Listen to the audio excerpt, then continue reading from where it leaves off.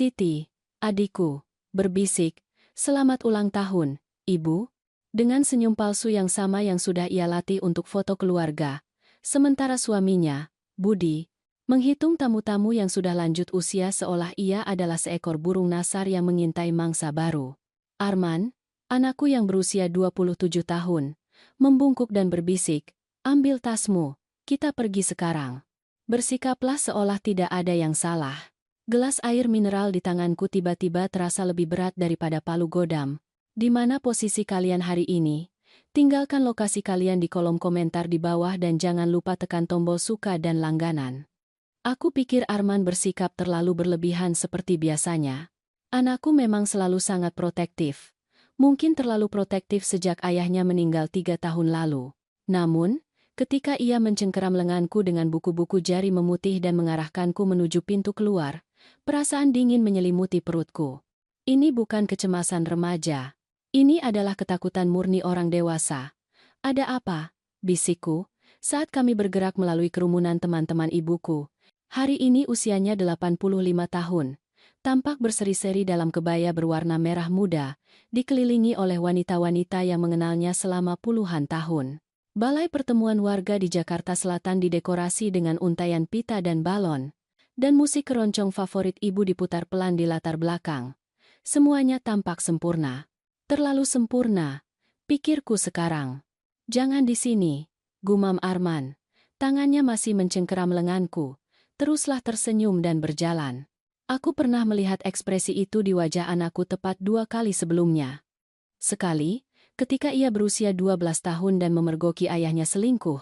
Dan sekali, ketika para dokter memberitahu kami bahwa kanker ayah sudah menyebar. Kedua kalinya, duniaku runtuh dalam hitungan jam.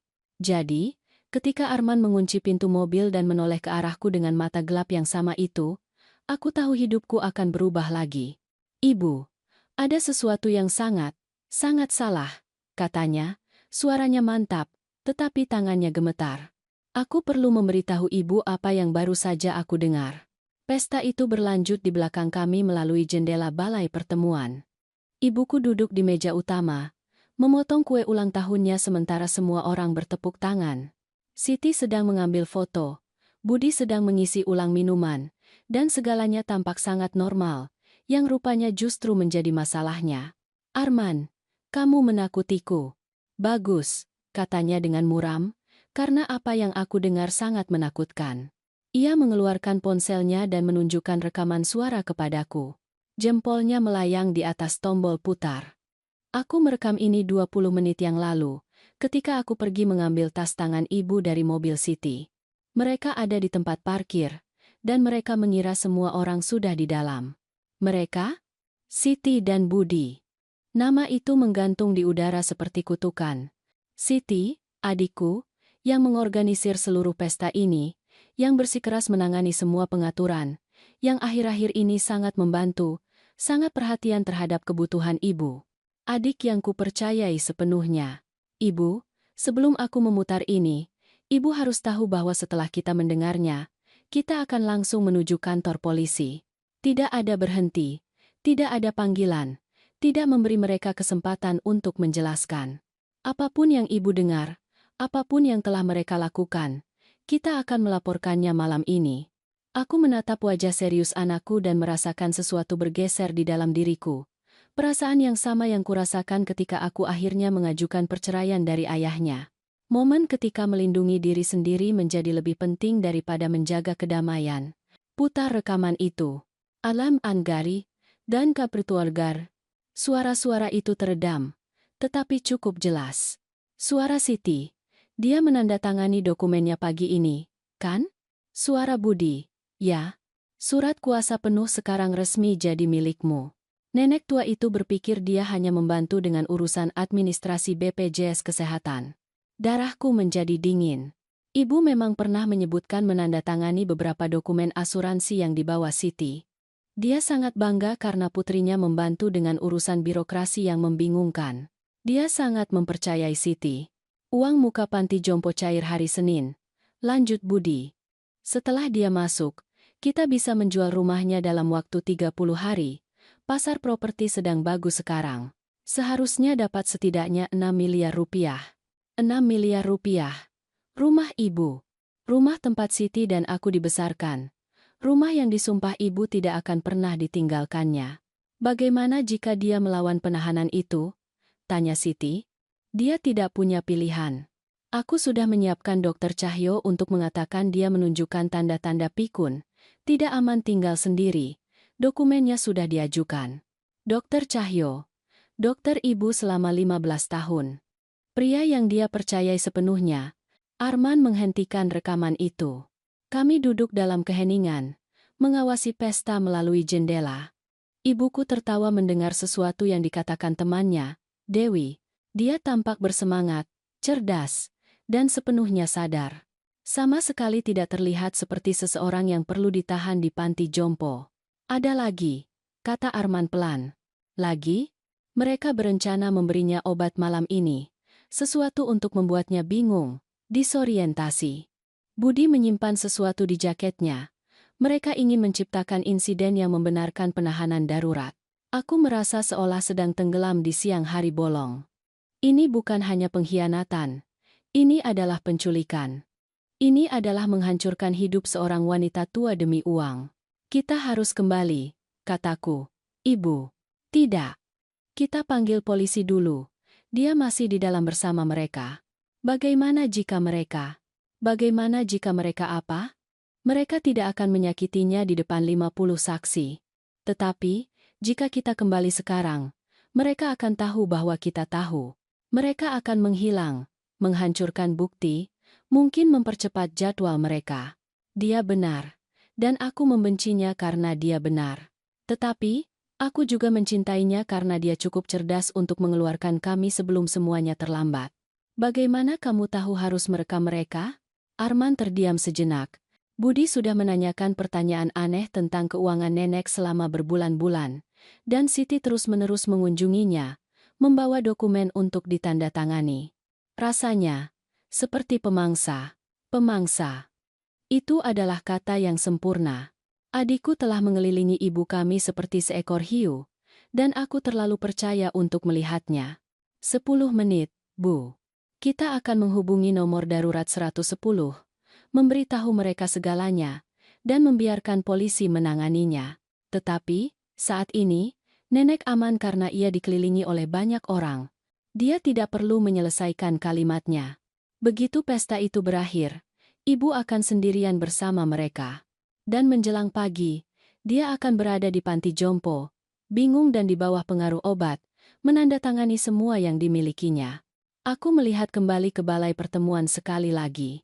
Melalui jendela, aku bisa melihat Siti membantu ibu membuka hadiah. Putri yang sempurna. Pengasuh yang berbakti. Adik penyayang yang telah merencanakan untuk menghancurkan hidup ibu kami selama berbulan-bulan. Lakukan panggilan itu, kataku. Tetapi, saat Arman memutar nomor darurat 110, hal lain terlintas dalam pikiranku. Sesuatu yang membuat tanganku gemetar karena amarah alih-alih ketakutan. Jika mereka melakukan ini pada ibu, apalagi yang telah mereka rencanakan? Suara petugas operator tenang dan profesional, sangat bertentangan dengan kekacauan di kepalaku. Nomor darurat 110. Apa keadaan darurat Anda? Saya perlu melaporkan penganiayaan dan penipuan terhadap lansia, kata Arman, suaranya lebih tenang daripada suaraku. Ini sedang terjadi saat ini. Sementara Arman memberikan lokasi kami dan menjelaskan situasinya, aku menatap melalui kaca depan ke balai pertemuan. Pesta itu masih berlangsung meriah, tetapi sekarang semuanya tampak menyeramkan. Setiap senyum yang diberikan Siti kepada ibu, setiap sikap membantu dari Budi, setiap momen perayaan yang sempurna ini sebenarnya adalah pertunjukan untuk menutupi kejahatan mereka. Ibu, petugas operator berbicara kepadaku sekarang. Arman telah menyerahkan teleponnya. Ya, saya di sini. Dapatkah Anda memastikan bahwa ibu Anda saat ini aman? Aku melihat ibu tertawa bersama teman-temannya. Dia tampaknya aman, tetapi mereka berencana memberinya obat malam ini. Kami mengirim petugas ke lokasi Anda. Jangan mencoba campur tangan sampai mereka tiba. Bisakah Anda tetap berada di tempat Anda dapat mengamati pesta itu? Ya. Bagus. Tetap tersambung. Arman dan aku duduk dalam keheningan tegang, mengawasi keluarga kami melalui jendela seolah-olah kami sedang melakukan pengintaian. Yang kuakui, memang kami lakukan. Ironi ini tidak luput dari perhatianku. Aku memata-matai adikku sendiri di pesta ulang tahun ibuku. Aku tidak percaya Siti akan melakukan ini, bisikku. Benarkah? Arman menatapku dengan alis terangkat. Karena aku sangat percaya. Apa maksudmu? Ibu, Tante Siti sudah menanyakan tentang uang nenek selama bertahun-tahun.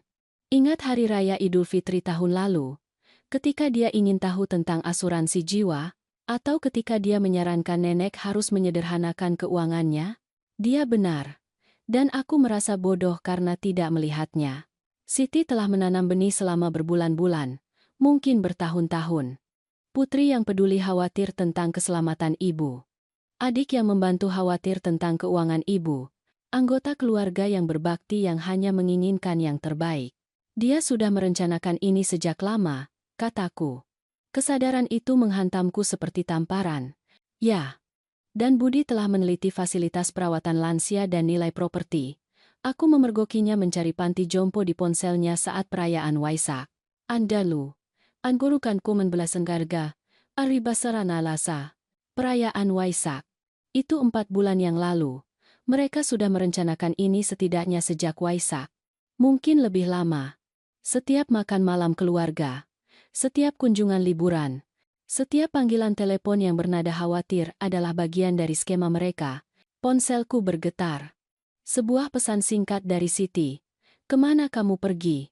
Ibu menanyakanmu. Aku menunjukkan pesan itu kepada Arman. Dia mendengus. Dia mungkin panik. Mereka membutuhkan ibu di sana untuk membuat semuanya terlihat normal. Anda kunturna museum. Pesan singkat lain. Arman juga. Kembalilah. Kue ulang tahunnya enak sekali. Haruskah aku menjawab? Katakan padanya kita pergi mengambil sesuatu dari mobil. Kita akan segera kembali. Aku mengetik kebohongan itu, membenci setiap kata. Tetapi, jika Siti curiga kami tahu, dia mungkin akan mempercepat apapun yang telah mereka rencanakan malam ini. Melalui jendela, aku bisa melihat Siti memeriksa ponselnya, membaca pesanku, lalu berjalan ke arah Budi. Mereka berbicara singkat, dan Budi mengangguk ke arah tempat parkir. Mereka mencari kami. Mereka mulai gelisah, kata Arman. Bagus. Biarkan mereka ketakutan. Saat kami mengawasi, Budi berjalan keluar dan menuju tempat parkir. Dia berusaha terlihat santai, tetapi gerakannya terlalu terarah. Dia jelas mencari kami. Menunduk, kata Arman, bergeser rendah di kursinya. Kami merunduk di bawah jendela saat Budi berjalan melewati mobil kami. Dia berhenti, melihat sekeliling, lalu mengeluarkan ponselnya. Bahkan dari dalam mobil dengan jendela tertutup, kami bisa mendengar suaranya yang meninggi karena frustrasi. Mereka tidak ada di sini. Katanya kepada siapapun yang ia hubungi. Ya, aku sudah memeriksa kemana-mana. Mobil mereka ada di sini, tetapi mereka pergi. Dia mendengarkan sejenak, lalu, tidak, kita tetap pada rencana. Mungkin mereka hanya berjalan-jalan. Kita akan melanjutkan sesuai jadwal. Melanjutkan sesuai jadwal. Ibuku akan diberi obat dan diculik, dan mereka membicarakannya seperti rapat bisnis. Budi kembali menuju gedung, dan kami duduk tegak lagi. Di mana polisi? Tanyaku. Baru 10 menit, Bu. 10 menit yang terasa seperti 10 jam. Setiap detik ibu tinggal di pesta itu, ia semakin dekat dengan bahaya. Setiap momen yang dimiliki Siti dan Budi untuk bersiap adalah momen lain di mana mereka dapat menutupi jejak atau mengubah rencana mereka. Bagaimana jika mereka memutuskan untuk pergi lebih awal? Tanyaku. Kalau begitu kita ikuti mereka. Tetapi polisi bilang jangan campur tangan. Aku tidak akan membiarkan mereka membawanya. Arman menatapku dengan serius. Bu, ibu sadar ini bisa berbahaya, kan? Orang yang mencuri dari kerabat lansia biasanya tidak berhenti pada pencurian. Jika mereka bersedia memberinya obat dan menahannya di luar keinginannya, dia tidak menyelesaikan kalimatnya. Tetapi, aku tahu apa maksudnya. Orang yang melintasi batas itu mampu melintasi batas-batas lain. Jika Siti dan Budi merasa terpojok, Jika mereka berpikir kami akan merusak rencana mereka, apa yang akan mereka lakukan untuk melindungi diri sendiri? Kita tidak akan membiarkan itu terjadi, kataku dengan lebih banyak keyakinan daripada yang kurasakan. Lampu merah dan biru berkedip di kaca spionku. 2 mobil polisi masuk ke tempat parkir, diikuti oleh yang ketiga. Tidak ada sirene, itu cerdas. Mereka tidak ingin memberitahu Siti dan Budi bahwa ada sesuatu yang salah. Syukurlah, desahku. Petugas pertama mendekati mobil kami. Arman menurunkan jendela. Apakah Anda yang menelepon? Ya, Pak. Saya Arman Wijaya. Ini ibuku, Ayu. Saya petugas Rahmat. Kami perlu mendengar rekaman itu. Arman memutar ulang audio itu. Petugas Rahmat mendengarkan tanpa ekspresi. Tetapi, aku melihat rahangnya mengeras ketika Budi berbicara tentang memberi obat kepada ibu. Apakah Anda tahu zat apa yang mereka rencanakan untuk digunakan? Tidak. Tetapi, pria itu mengatakan dia menyimpan sesuatu di jaketnya. Dan ibu Anda saat ini ada di dalam gedung? Ya. Dia adalah tamu kehormatan. Ini pesta ulang tahunnya yang ke-85. Petugas Rahmat mengangguk. Inilah yang akan kita lakukan. 2 petugas saya akan memasuki gedung dan mengamati. Mereka akan berpakaian preman dan berbaur dengan para tamu. Saya meminta Anda berdua untuk kembali ke dalam dan bersikap normal. Jangan melakukan apapun untuk memberitahu para tersangka bahwa penegak hukum hadir. Bagaimana jika mereka mencoba memberinya sesuatu? Petugas saya akan campur tangan sebelum itu terjadi. Tetapi, saya perlu menekankan ini. Jangan mencoba menghentikan mereka sendiri. Jangan menghadapi mereka. Tugas Anda adalah bersikap seolah tidak ada yang berubah. Aku mengangguk, tetapi perutku bergolak. Kembali ke sana, berpura-pura semuanya baik-baik saja. Menyaksikan Siti tersenyum pada ibu sementara merencanakan untuk menghancurkan hidupnya, rasanya mustahil. Satu hal lagi, kata petugas Rahmat. Kami perlu melihat dokumen surat kuasa penuh itu dan dokumen lain apapun yang ditandatangani ibu Anda baru-baru ini. Mungkin ada di rumah Siti, kataku. Kami akan mendapatkan surat perintah untuk itu. Tetapi, pertama-tama, mari kita pastikan ibu Anda tetap aman malam ini. Tak kini katakan tali hari-hari. Saat kami berjalan kembali menuju balai pertemuan, aku merasa seperti sedang berjalan ke wilayah musuh. Gedung yang hangat dan meriah yang terasa begitu ramah 1 jam yang lalu kini terasa seperti jebakan. Ingat, bisik Arman. Semuanya normal. Kita hanya pergi ke mobil untuk mengambil sesuatu. Tetapi, tidak ada yang akan normal lagi, karena sekarang aku tahu apa yang mampu dilakukan adikku, dan aku tidak tahu seberapa jauh dia akan bertindak untuk melindungi rahasianya. Pintu otomatis bergeser terbuka, dan kami melangkah kembali ke pesta itu. Siti segera bergegas menghampiri, wajahnya bersinar dengan kepura-puraan cemas. Itu dia. Ibu sangat khawatir. Kemana kalian pergi? Mobil, kataku singkat, terkejut betapa stabilnya suaraku. Selama 45 menit? Apakah kami benar-benar pergi selama itu? Waktu terasa membeku dan berpacu sementara kami duduk di tempat parkir itu. Mobil bermasalah, kata Arman dengan lancar. Kami sudah bereskan. Namberkuska, Indenani, Jakira-Jakiraska, mata Siti sedikit menyipit. Tetapi senyumnya tidak pernah goyah. Yah, kalian melewatkan pidato ibu. Dia berterima kasih kepada semua orang yang datang, terutama kedua putrinya dan cucu laki-lakinya yang luar biasa. Kedua putrinya. Aku bertanya-tanya apakah ibu akan tetap merasa seperti itu besok ketika dia mengetahui apa yang telah direncanakan Siti untuknya. Di mana dia? Tanyaku. Duduk dengan Bu Retno dan para wanita klub arisan. Mereka bercerita tentang masa lalu yang indah. Etsam, pun kami jurala, an ebiannya, karalujan zangra. Aku melihat ke seberang ruangan dan melihat ibu dikelilingi oleh wanita-wanita seusianya. Semuanya tertawa mendengar sesuatu yang dikatakan Bu Retno. Ibu tampak benar-benar berseri-seri. Tidak seperti seseorang yang perlu berada di panti jompo. Tidak seperti seseorang yang kehilangan akal. Dia terlihat luar biasa, kataku. Oh, ya, ibu, dia selalu menunjukkan pertunjukan yang bagus, kata Siti dengan nada meremehkan. Tetapi kita berdua tahu dia sedang kesulitan akhir-akhir ini. Anggais balalu hatarini syarna. Ananali dornan donondoka. Kesulitan apa? Aku ingin bertanya. Tetapi aku menahan lidahku dan mengangguk seolah aku setuju. Yah, lanjut Siti. Budi dan aku berpikir kita akan mengantarnya pulang setelah ini. Menghemat perjalananmu. Itu dia. Rencananya, mereka ingin ibu sendirian. Itu manis darimu, kataku. Tetapi Arman dan aku berencana membawanya. Kami ingin menghabiskan lebih banyak waktu bersama. Senyum Siti goyah sesaat. Oh, ya, tidak apa-apa, kurasa. Meskipun kami berjanji untuk membantunya membereskan beberapa dokumen malam ini, kamu tahu dia bingung dengan laporan BPJS Kesehatannya. Laporan BPJS Kesehatan. Benar. Dokumen lain untuk ditandatangani ibu selagi dia bingung dan percaya. Mungkin besok akan lebih baik, saranku. Dia akan lelah setelah hari ini. Ya, tetapi dokumen itu ada batas waktunya. Benar-benar perlu dilakukan malam ini.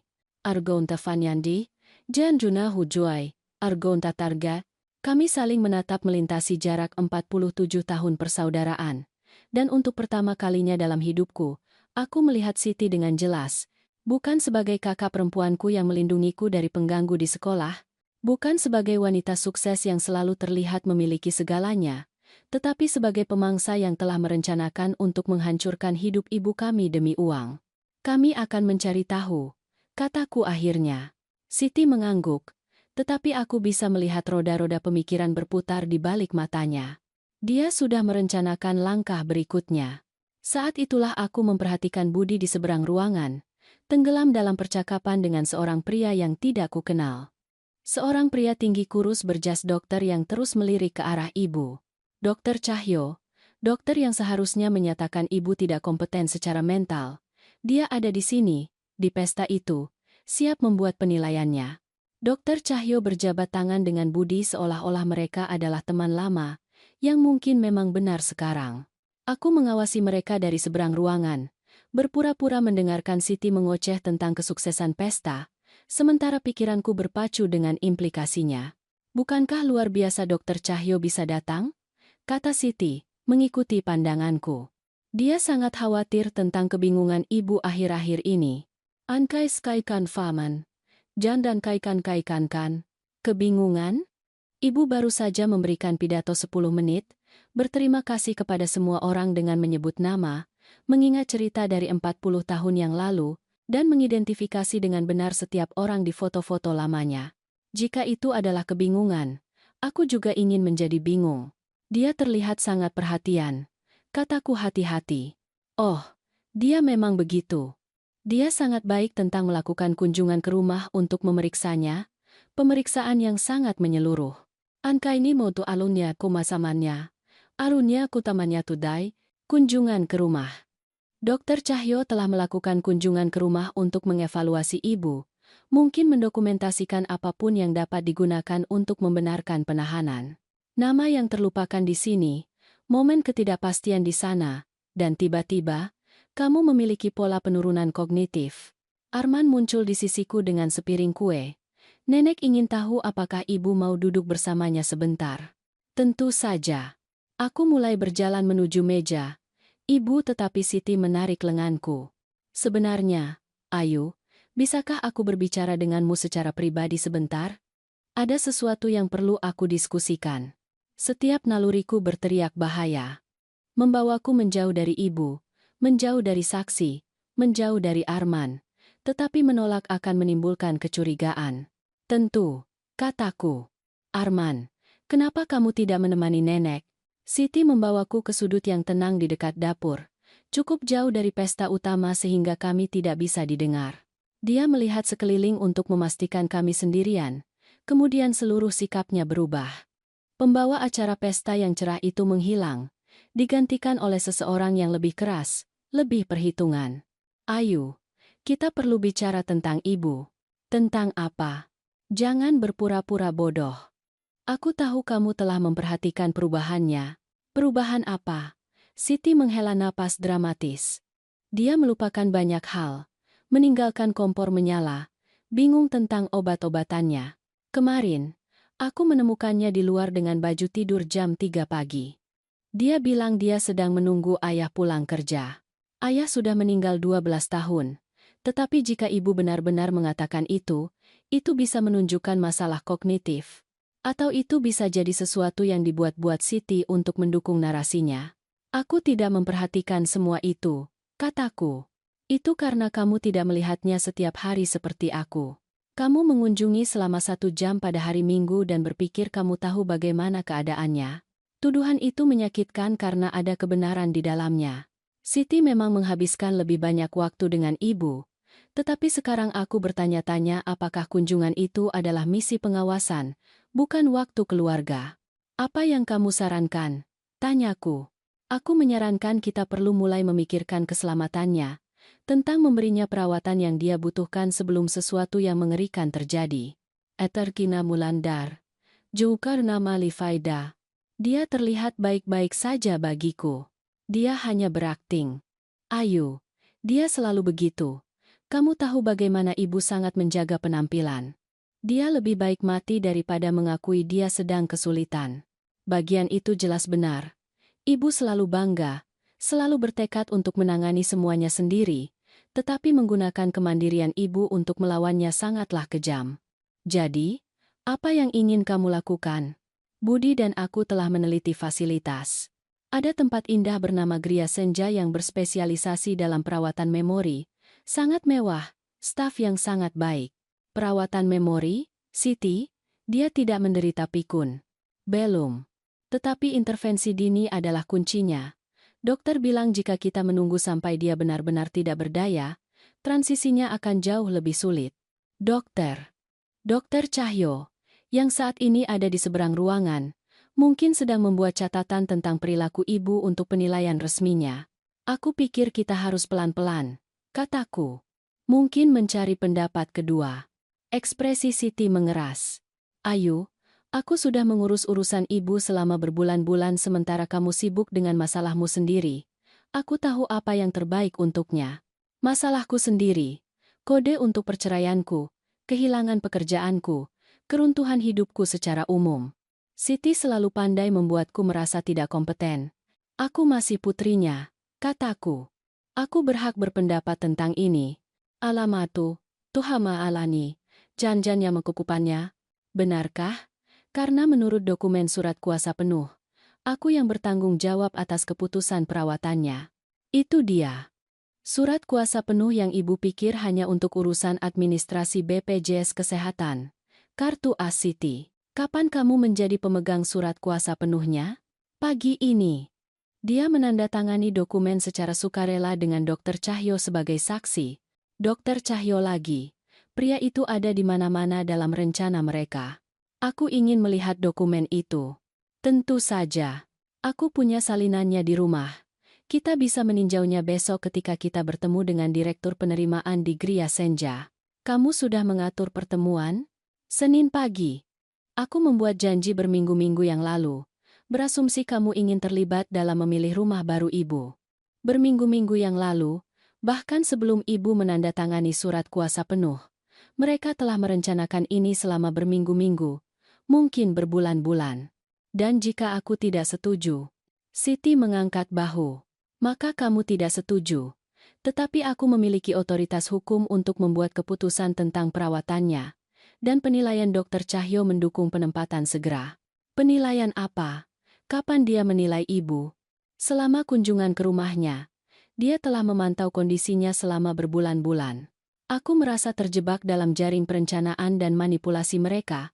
Setiap sudut telah dicakup, setiap keberatan diantisipasi, kecuali satu hal yang tidak mereka perhitungkan. Aku pikir ibu harus memiliki suara dalam hal ini, kataku. Ibu tidak mampu membuat keputusan rasional tentang perawatannya sendiri lagi. Itu intinya. Dia terlihat cukup rasional bagiku. Itu karena dia sedang mengalami hari yang baik. Kamu seharusnya melihatnya pada hari-hari buruk. Mungkin dia memang memiliki hari-hari buruk. Mungkin menjadi tua lebih sulit daripada yang terlihat dari luar. Tetapi menghukum seseorang ke perawatan institusional berdasarkan momen terburuk mereka terasa salah. Mari kita tunda ini dulu. Kataku, ini ulang tahunnya. Kita bisa membahasnya nanti. Sebenarnya, tidak bisa. Siti memeriksa jam tangannya.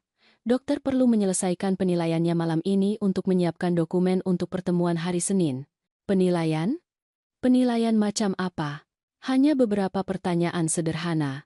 Tes memori, fungsi kognitif, hal semacam itu. Tidak ada yang membuat stres. Aku melihat ke seberang ruangan pada ibu, yang masih dikelilingi oleh teman-temannya, masih tajam dan terlibat. Kemudian aku melihat Dr. Cahyo, yang masih berbicara dengan Budi, masih membuat catatan. Dan bagaimana jika dia lulus tes ini? Ayo, suara Siti sabar. Cara kamu berbicara kepada anak kecil. Dia tidak akan lulus. Orang dengan kondisinya jarang melakukannya. Kondisinya. Ibu tidak memiliki kondisi selain berusia 85 tahun. Tetapi tampaknya, di dunia Siti, menjadi tua sudah cukup sebagai kondisi. Aku ingin berada di sana ketika dia berbicara dengannya. Itu mungkin membuatnya gugup. Dr. Cahyo lebih suka melakukan evaluasi ini secara pribadi. Tentu saja dia mau. Lebih mudah memanipulasi respons ketika tidak ada saksi. Kalau begitu aku ingin meninjau catatannya setelahnya. Kerahasiaan pasien mencegah. Aku ingin salinan semuanya. Siti. Dokumen surat kuasa penuh. Penilaian medis. Aplikasi panti jompo. Jika kamu melakukan ini demi kebaikan ibu sendiri, kamu seharusnya tidak punya masalah berbagi dokumen. Senyum Siti goyah. Tentu saja. Aku akan menyiapkan semuanya untukmu besok. Besok. Ketika sudah terlambat untuk menghentikan apapun yang telah mereka rencanakan malam ini. Sebenarnya, kataku, aku ingin melihat dokumen surat kuasa penuh malam ini. Hanya untuk memahami dengan tepat otoritas apa yang kamu miliki. Itu ada di rumah. Kalau begitu mari kita pergi mengambilnya. Lam kusi. Nen belas binanduku mira pularan. Ayo. Aku tidak akan meninggalkan pesta ibu untuk pulang demi dokumen. Jangan konyol. Kalau begitu mungkin seluruh percakapan ini terlalu dini. Mungkin kita harus menunggu sampai aku dapat meninjau dokumen sebelum membuat keputusan apapun. Aku menyaksikan wajah Siti berputar antara frustrasi, kemarahan, dan perhitungan. Dia membutuhkanku di pihaknya, atau setidaknya dinetralkan. Membuatku secara aktif menentang rencana itu akan menciptakan komplikasi. Baiklah, katanya akhirnya. Aku akan membawa dokumen itu ke rumahmu besok pagi. Kita bisa meninjau semuanya bersama. Jam berapa? Pukul 9. Pukul 9 besok. Jika rencana mereka berhasil, ibu sudah akan berada di panti jompo, bingung dan diberi obat, tanpa cara untuk melawan penahanan itu. Sebenarnya, kataku, kenapa aku tidak ikut pulang bersamamu malam ini setelah pesta? Kita bisa meninjau semuanya saat itu, dan aku bisa membantumu bersiap untuk pertemuan hari Senin. Mata Siti menyipit. Dia mencoba mencari tahu mengapa aku tiba-tiba begitu bersemangat untuk terlibat ketika aku telah absen dari perawatan ibu selama berbulan-bulan. Itu sangat bijaksana, Ayu. Tetapi ini sudah hari yang panjang, dan aku pikir kita berdua akan mendapat manfaat dari tidur malam yang nyenyak sebelum menyelami dokumen hukum yang rumit.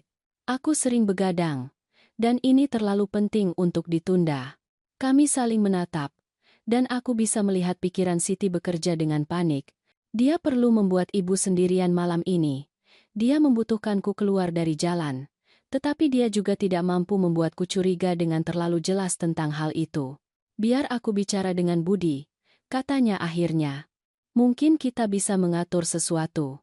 Dia berjalan pergi, meninggalkanku berdiri di dekat dapur, mengawasi pesta berlanjut di sekitarku. Tetapi sekarang, semuanya terlihat berbeda. Setiap percakapan, setiap interaksi, setiap momen polos berpotensi menjadi bagian dari rencana Siti dan Budi. Aku mencari Arman, dan melihatnya masih duduk bersama ibu. Keduanya tertawa mendengar sesuatu yang dikatakan Bu Retno. Setidaknya dia menjaganya tetap aman untuk saat ini. Tetapi malam masih muda, dan Siti dan Budi kehabisan waktu untuk menyelesaikan skema mereka. Yang berarti mereka mungkin mulai mengambil risiko, dan orang yang mengambil risiko melakukan hal-hal berbahaya. Aku menyaksikan Siti menyeberangi ruangan ke Budi, posturnya tegang meskipun dia tersenyum. Mereka berbicara dengan nada rendah, Ekspresi Budi menjadi gelap saat dia menjelaskan rintangan apapun yang baru saja aku ciptakan. Dokter Cahyo bergabung dalam percakapan mereka, dan ketiganya melirik ke arahku. Rencana itu berantakan, dan mereka tahu itu. Arman muncul di sampingku, memegang 2 cangkir es teh. Ibu terlihat membutuhkannya. Terima kasih, aku mengambil cangkir itu, tetapi tidak meminumnya. Bagaimana keadaan ibu? Setajam biasanya. Dia baru saja menceritakan seluruh plot buku yang dia baca minggu lalu kepada Bu Retno, mengingat setiap nama karakter dan semua alur ceritanya. Jadi, lupakan penurunan kognitif. Tetapi aku tahu itu tidak akan menjadi masalah. Jika mereka ingin ibu dinyatakan tidak kompeten, mereka akan menemukan cara untuk mewujudkannya. Arman, kataku pelan. Aku ingin kamu tetap dekat dengan ibu selama sisa malam ini. Jangan biarkan dia makan atau minum apapun kecuali kamu melihat dengan pasti dari mana asalnya. Wajahnya menjadi serius. Ibu pikir mereka akan mencoba sesuatu di sini. Aku pikir mereka kehabisan pilihan. Di seberang ruangan, Siti sedang berjalan menuju meja ibu dengan sesuatu yang tampak seperti tas hadiah kecil. Dia tersenyum, tetapi ada sesuatu yang dipaksakan tentangnya sekarang, sesuatu yang putus asa. Dia datang. Gumamku. Kami bergerak cepat untuk mencegatnya. Tiba di meja ibu tepat ketika Siti meletakkan tas itu. Ibu, aku hampir lupa. Aku membawakan ibu sesuatu yang istimewa untuk hari istimewa ibu.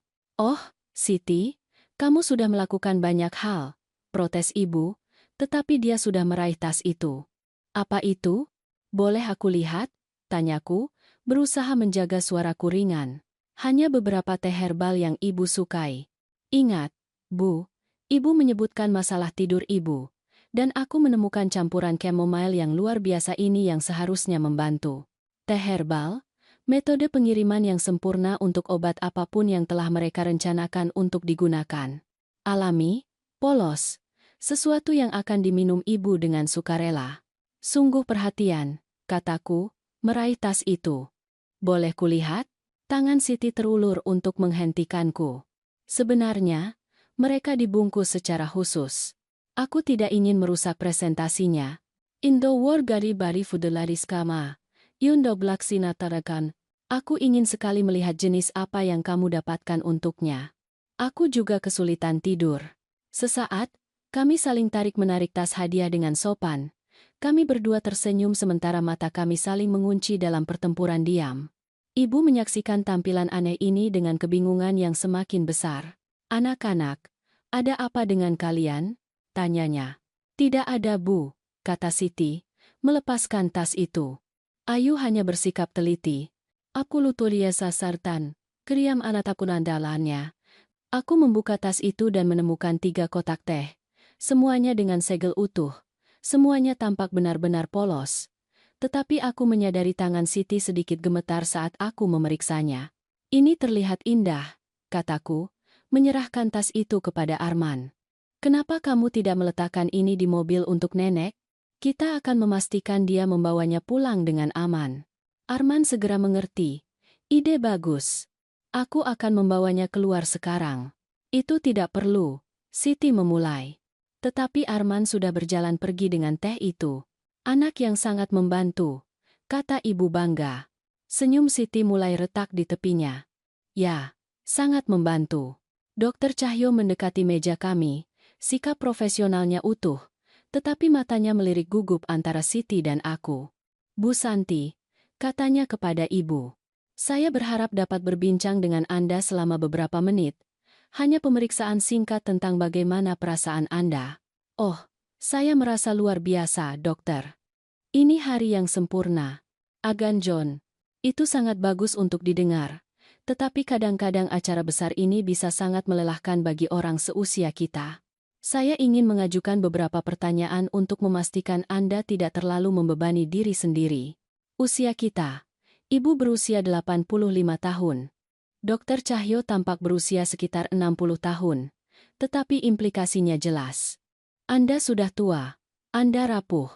Anda tidak bisa menangani kegembiraan. Pertanyaan macam apa? Tanyaku. Dokter Cahyo melirik Siti, yang memberikan anggukan yang hampir tidak terlihat. Hanya penilaian kognitif standar, memori, orientasi, hal semacam itu. Tidak ada yang perlu dikhawatirkan. Di sini, aku menunjuk ke sekeliling ruangan yang ramai. Bukankah kantor Anda lebih cocok untuk penilaian medis? Saya lebih suka mengevaluasi pasien di lingkungan alami mereka. Itu memberikan gambaran yang lebih akurat tentang kapasitas fungsional mereka. It's under the life forman. Lingkungan alami mereka, seolah-olah pesta ulang tahun adalah tempat ibu menghabiskan sebagian besar waktunya. Ibu, kataku. Ibu tidak harus menjawab pertanyaan medis apapun di pesta ulang tahun ibu. Ini seharusnya menyenangkan, bukan janji dengan dokter. Sekarang, Ayu, Selasiti, Dokter Cahyo hanya bersikap teliti. Tidak ada salahnya dengan beberapa pertanyaan sederhana. Sebenarnya, mungkin ada. Aku melihat langsung ke Dokter Cahyo. Bukankah ada protokol untuk penilaian kognitif, lingkungan standar, prosedur spesifik, formulir persetujuan pasien? Fasad profesional Dokter Cahyo goyah. Yahya, tetapi ini lebih merupakan pemeriksaan informal. Dengan tujuan apa? Apakah Anda mendokumentasikan pemeriksaan informal ini? Apakah itu akan menjadi bagian dari catatan medis ibu? Itu tergantung pada hasilnya. Jadi, jika ibu memberikan jawaban yang tidak Anda sukai, itu menjadi resmi. Tetapi jika dia lulus, itu hanya obrolan informal. Keheningan merentang dengan tidak nyaman. Ibu melihat bolak-balik di antara kami, jelas merasakan ketegangan tetapi tidak memahami sumbernya. Sebenarnya ada apa ini? Tanyanya. Sebelum ada yang bisa menjawab, Arman muncul kembali di meja. Dia menangkap mataku dan menggelengkan kepalanya hampir tanpa terasa. Aku menafsirkan itu berarti dia telah menemukan sesuatu yang salah dengan teh itu. Dokter Cahyo baru saja pergi, kataku dengan tegas. Sebenarnya, saya pikir itu akan bermanfaat. Dokter, suaraku cukup tajam untuk memotong kaca.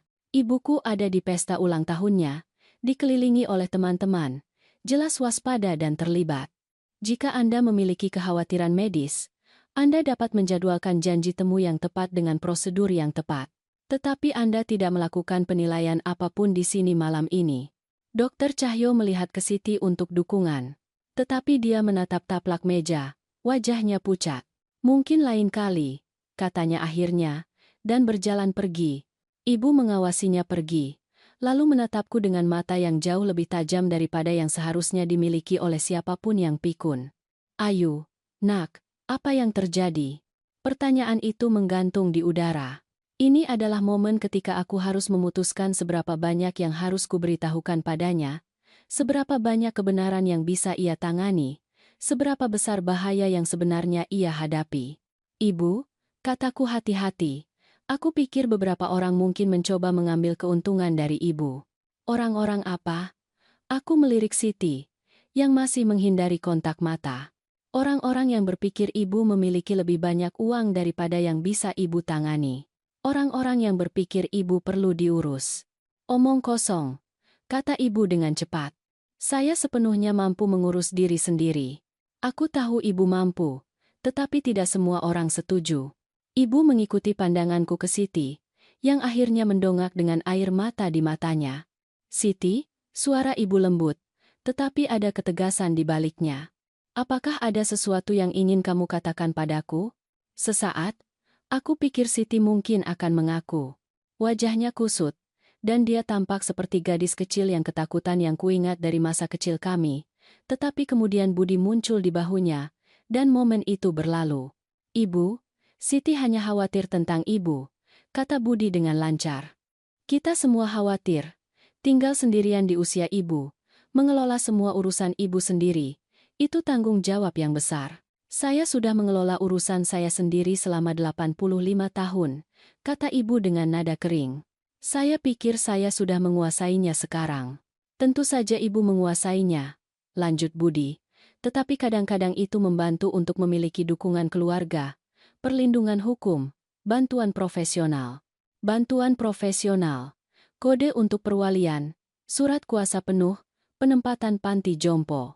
Perlindungan hukum macam apa? Tanya ibu. Oh, hanya beberapa dokumen untuk mempermudah. Kalau ibu membutuhkan bantuan dengan keputusan atau perawatan medis. Yes 95, Jatas Abar.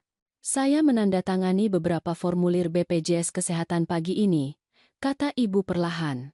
Siti bilang itu hanya pembaruan asuransi. Itu benar, kata Siti cepat. Tidak ada yang penting. Tetapi ibu menatapnya dengan kecurigaan yang semakin besar. Siti, apa sebenarnya yang saya tanda tangani? Hanya beberapa formulir untuk membantu ibu, jika ibu membutuhkannya. Bantuan macam apa? Pertanyaannya sederhana, tetapi Siti tidak bisa menjawabnya tanpa mengungkapkan kebenaran. Dia tampak terjebak, panik, terperangkap di antara kebohongan yang tidak bisa lagi ia pertahankan. Katakan padanya, kataku pelan. Siti, tolong, katakan padanya apa yang kamu rencanakan untuk dia. Kami tidak merencanakan apapun, kata Budi, tetapi suaranya kurang meyakinkan. Lalu mengapa Dokter Cahyo ada di sini, mencoba menilai kompetensinya? Mengapa kamu membawa teh obat ke pesta ulang tahunnya? Mengapa kamu meneliti panti jompo selama berminggu-minggu? Wajah ibu memutih. Panti jompo? Pesta itu berlanjut di sekitar kami, tetapi meja kami telah menjadi pulau keheningan yang tegang. Bu Retno dan wanita-wanita lain telah menjauh, merasakan drama keluarga dan tidak ingin terlibat. Siti, kata ibu, suaranya bergetar. Tolong katakan padaku kamu tidak mencoba memasukkanku ke panti jompo. Siti menangis. Air mata sungguhan kali ini, bukan jenis manipulatif yang ia gunakan untuk mendapatkan apa yang diinginkannya sejak kecil. Ibu, maafkan aku. Aku sangat menyesal. Tetapi kami butuh uang, dan rumah itu hanya teronggok di sana, dan ibu tidak membutuhkan semua ruang itu. Dan kamu pikir kamu akan mencuri rumahku dan menahanku agar aku tidak bisa menghentikanmu. Kata-kata itu menggantung di udara seperti hukuman mati. Bahkan Budi tidak memberikan respons terhadap tingkat kejujuran brutal itu. Tetapi sebelum ada yang bisa mengatakan hal lain, lampu padam. Lampu darurat menyala beberapa detik kemudian, memandikan segalanya dalam cahaya merah yang menakutkan. Ada gumaman kebingungan dari para tamu pesta, tetapi tidak ada kepanikan. Pemadaman listrik tidak jarang terjadi di bagian kota ini. Semua orang tetap tenang. Seseorang mengumumkan, "Saya yakin ini hanya sementara." Tetapi dalam cahaya darurat yang redup, aku melihat Budi meraih lengan ibu dan mulai menariknya menuju pintu keluar. "Ayo, Bu Santi," katanya. "Mari kita bawa ibu keluar di tempat yang lebih aman." Saat itulah aku menyadari pemadaman listrik itu bukan kecelakaan, dan ibu kami akan menghilang ke malam hari. "Berhenti," kataku, bergerak untuk menghalangi jalan Budi ke pintu keluar. "Ayo, dia butuh udara segar," kata Budi, tetapi cengkeramannya pada lengan ibu terlalu erat untuk seseorang yang hanya ingin membantu. "Kalau begitu, buka jendela. Ardankan jugeranku." Ardan Nalan katakan. Dalam cahaya darurat yang redup, aku bisa melihat tamu pesta lain bergerak dengan tenang menuju pintu keluar, dipandu oleh petugas dengan senter. Itu adalah evakuasi yang tertib. Persis seperti yang kamu harapkan dari tempat yang dikelola dengan baik yang berurusan dengan pemadaman listrik rutin. Kecuali tidak ada yang rutin tentang ini. "Di mana Siti?" tanyaku. Budi melihat sekeliling dengan gugup. Dia pergi untuk memeriksa generator cadangan. Ana, tu ribu anasku tu anali Asia." Siti tahu tentang generator cadangan? Itu tampak seperti pengetahuan yang luar biasa spesifik untuk seorang tamu pesta. "Arman," panggilku, melihat anakku membantu tamu lansia bernavigasi dalam cahaya redup. "Di sini, Bu. Kita akan pergi. Kita semua. Bersama-sama. Tempat parkir agak kacau sekarang," kata Budi. "Mungkin lebih baik menunggu sampai." "Tidak." Aku mengambil lengan ibu yang lain, dengan lembut tetapi tegas melepaskannya dari cengkeraman Budi. "Kita akan ke mobilku, dan kita akan pulang." "Sebenarnya," kata suara yang akrab di belakangku, "saya pikir itu ide yang bagus." Petugas Rahmat melangkah keluar dari bayangan, tidak lagi mencoba berbaur dengan para tamu pesta. Dalam cahaya darurat, lencananya terlihat jelas. Wajah Budi memutih. "Petugas, ada masalah?" "Beberapa masalah, sebenarnya." Dimulai dengan fakta bahwa pemadaman listrik itu bukan kecelakaan. Saya tidak mengerti. Alahari, kundekan tutaru lain, kundaru lain pulukan main. Seseorang memotong saluran listrik utama ke gedung. Seseorang yang tahu persis di mana menemukannya dan bagaimana menonaktifkan sistem penundaan generator cadangan. Aku melihat ke Budi, yang ekspresinya telah bergeser dari gugup menjadi ketakutan. Kami juga menemukan beberapa barang menarik di saku jaket Anda, Pak Budi. Apakah Anda ingin menjelaskan apa yang Anda lakukan dengan obat penenang resep yang tidak diresepkan untuk Anda? Mulut Budi terbuka dan tertutup seperti ikan yang kehabisan air. Itu bukan milik saya. Milik siapa? Saya tidak tahu. Seseorang pasti menanamnya. Seseorang menanam pil tanpa label di saku jaket Anda? Di pesta ulang tahun ibu mertua Anda? Ketika petugas Rahmat mengatakannya seperti itu terdengar sama konyolnya dengan kenyataan. Di mana Siti? Tanya ibu. Suara ibu mantap meskipun semua yang baru saja terjadi. Sedang diinterogasi oleh rekan-rekan saya, kata petugas Rahmat, bersama dengan Dokter Cahyo. Dokter Cahyo. Aku hampir melupakannya dalam kekacauan. Apa yang mereka temukan? Tanyaku. Catatan medis palsu yang mendokumentasikan penurunan kognitif yang sebenarnya tidak pernah terjadi. Dokumen penahanan yang sudah ditandatangani sebelumnya. Aplikasi ketiga panti jompo yang berbeda. Semuanya diajukan minggu lalu. Aratan kantan konde, jaka menanjari kam gare suraankum. Minggu lalu. Suara ibu tajam karena marah. Sebelum saya menandatangani surat kuasa penuh apapun. Ya, Bu. Tampaknya rencana ini telah berjalan selama beberapa bulan. Ibu melihat sekeliling ruangan yang redup, mencerna kekacauan, lampu darurat, kenyataan tentang apa yang telah coba dilakukan putrinya padanya. Saya ingin bertemu Siti, katanya akhirnya. Bu, saya tidak berpikir. Aku memulai. Saya ingin bertemu dengannya sekarang. Petugas Rahmat mengangguk. Dia ada di kantor keamanan. Tetapi saya harus memperingatkan Anda, Bu Santi. Dia telah diberitahu hak-haknya dan telah meminta seorang pengacara. Baik. Dia bisa mendapatkan pengacara. Tetapi pertama-tama, dia akan menatap mata saya dan menjelaskan dirinya. Kami mengikuti petugas Rahmat melalui kerumunan tamu pesta yang bingung.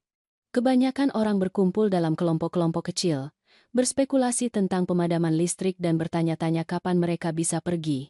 Mereka tidak tahu bahwa mereka baru saja menyaksikan runtuhnya konspirasi penganiayaan lansia. Kantor keamanan adalah ruangan kecil di belakang aula utama. Siti duduk di kursi plastik. Gaun pestanya kusut. Riasannya luntur karena menangis. Dia mendongak ketika kami masuk, dan wajahnya kembali kusut. Ibu, aku sangat menyesal. Aku tidak pernah bermaksud membuatnya sejauh ini. Seberapa jauh kamu bermaksud membuatnya? Tanya ibu, suaranya tenang mematikan. Kami butuh uang. Dan ibu punya begitu banyak. Dan ibu sendirian di rumah besar itu. Dan kamu pikir mungkin jika kamu berada di tempat yang lebih aman. Lebih aman. Maksudmu lebih mahal. Panti jompo itu sangat bagus, Bu. Aku menelitinya dengan cermat. Ibu akan nyaman. Sementara kamu menjual rumahku dan menghabiskan uangku. Siti tidak bisa menatap matanya. Itu akan menjadi milik ibu juga. Ketika ibu, pada akhirnya, aku hanya mempercepat prosesnya. Mempercepat kematianku, maksudmu. Ayan dan Aidue, di nemendaman gerobunya saya berika. Tidak, aku tidak akan pernah. Kamu akan memberiku obat dan menahanku di luar keinginanku. Kamu memalsukan catatan medis untuk membuatku tampak tidak kompeten.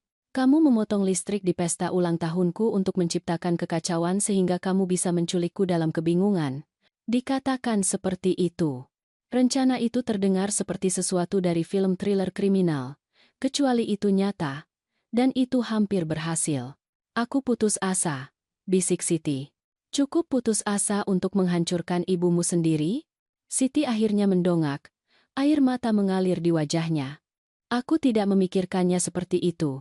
Aku pikir aku sedang menyelesaikan masalah semua orang. Masalah semua orang. Termasuk masalahku yang hidup dan sehat. Ibu, tolong. Tidak. Suara ibu memotong permohonan Siti seperti pisau. Kamu tidak boleh memanggilku ibu lagi. Kamu kehilangan hak itu ketika kamu memutuskan aku bernilai lebih mati daripada hidup. Amagai kuntu karyalo-san, Andaria, tuduju. Kata-kata itu menghantam Siti seperti pukulan fisik. Dia membungkuk, terisak. Bu Santi, kata petugas Rahmat dengan lembut. Kami akan meminta Anda datang ke kantor untuk membuat pernyataan resmi. Tentu saja. Tetapi pertama-tama, saya ingin tahu tentang Budi dan Dr. Cahyo. Dr. Cahyo menghadapi tuduhan penipuan, konspirasi, mungkin lebih banyak tergantung pada apa yang kami temukan di arsipnya. Pak Budi kemungkinan akan menghadapi tuduhan penculikan, penganiayaan lansia, konspirasi. Dan Siti? Itu tergantung sebagian pada kerjasamanya, dan sebagian pada tuduhan apa yang ingin Anda ajukan. Ibu menatap putrinya, yang masih menangis di kursi plastik. Saya ingin mengajukan semuanya, katanya akhirnya. Setiap tuduhan yang bisa Anda pikirkan. Kepala Siti tersentak. Ibu, tolong. Aku putrimu. Tidak, kata ibu dengan sedih. Kamu adalah putriku. Wanita yang mencoba mencuri hidupku adalah orang asing. Kami meninggalkan Siti di kantor keamanan dan mengikuti petugas Rahmat keluar. Tempat parkir masih ramai dengan tamu pesta yang bingung. Tetapi kerumunan menipis saat orang-orang menyadari pesta telah berakhir. Apa yang terjadi sekarang? Tanyaku. Sidang? Mungkin besok. Pengadilan dalam beberapa bulan. Tetapi dengan bukti yang kami miliki, termasuk rekaman yang dibuat anak Anda, vonis sangat mungkin. Izdad 16 Sarah. Insara, ketastaman Anda Mada. Arman muncul di samping kami. Sedikit terengah-engah. Teh itu jelas mengandung obat, katanya. Teknisi lab melakukan tes lapangan cepat. Semacam obat penenang, cukup kuat untuk menidurkan seseorang seukuran nenek selama berjam-jam. Berjam-jam. Cukup lama untuk membawanya ke panti jompo. Cukup lama bagi obat-obatan untuk membuatnya cukup bingung sehingga dia akan tampak disorientasi ketika dia bangun. Cukup lama bagi Dr. Cahyo untuk menyatakannya tidak kompeten secara mental berdasarkan perilakunya yang diberi obat. Mereka benar-benar memikirkan segalanya, kataku. Hampir segalanya, ibu mengoreksi. Mereka tidak memperhitungkan memiliki cucu yang cukup cerdas untuk mencium bau busuk. Arman menyeringai. Atau cukup keras kepala untuk melakukan sesuatu tentang itu.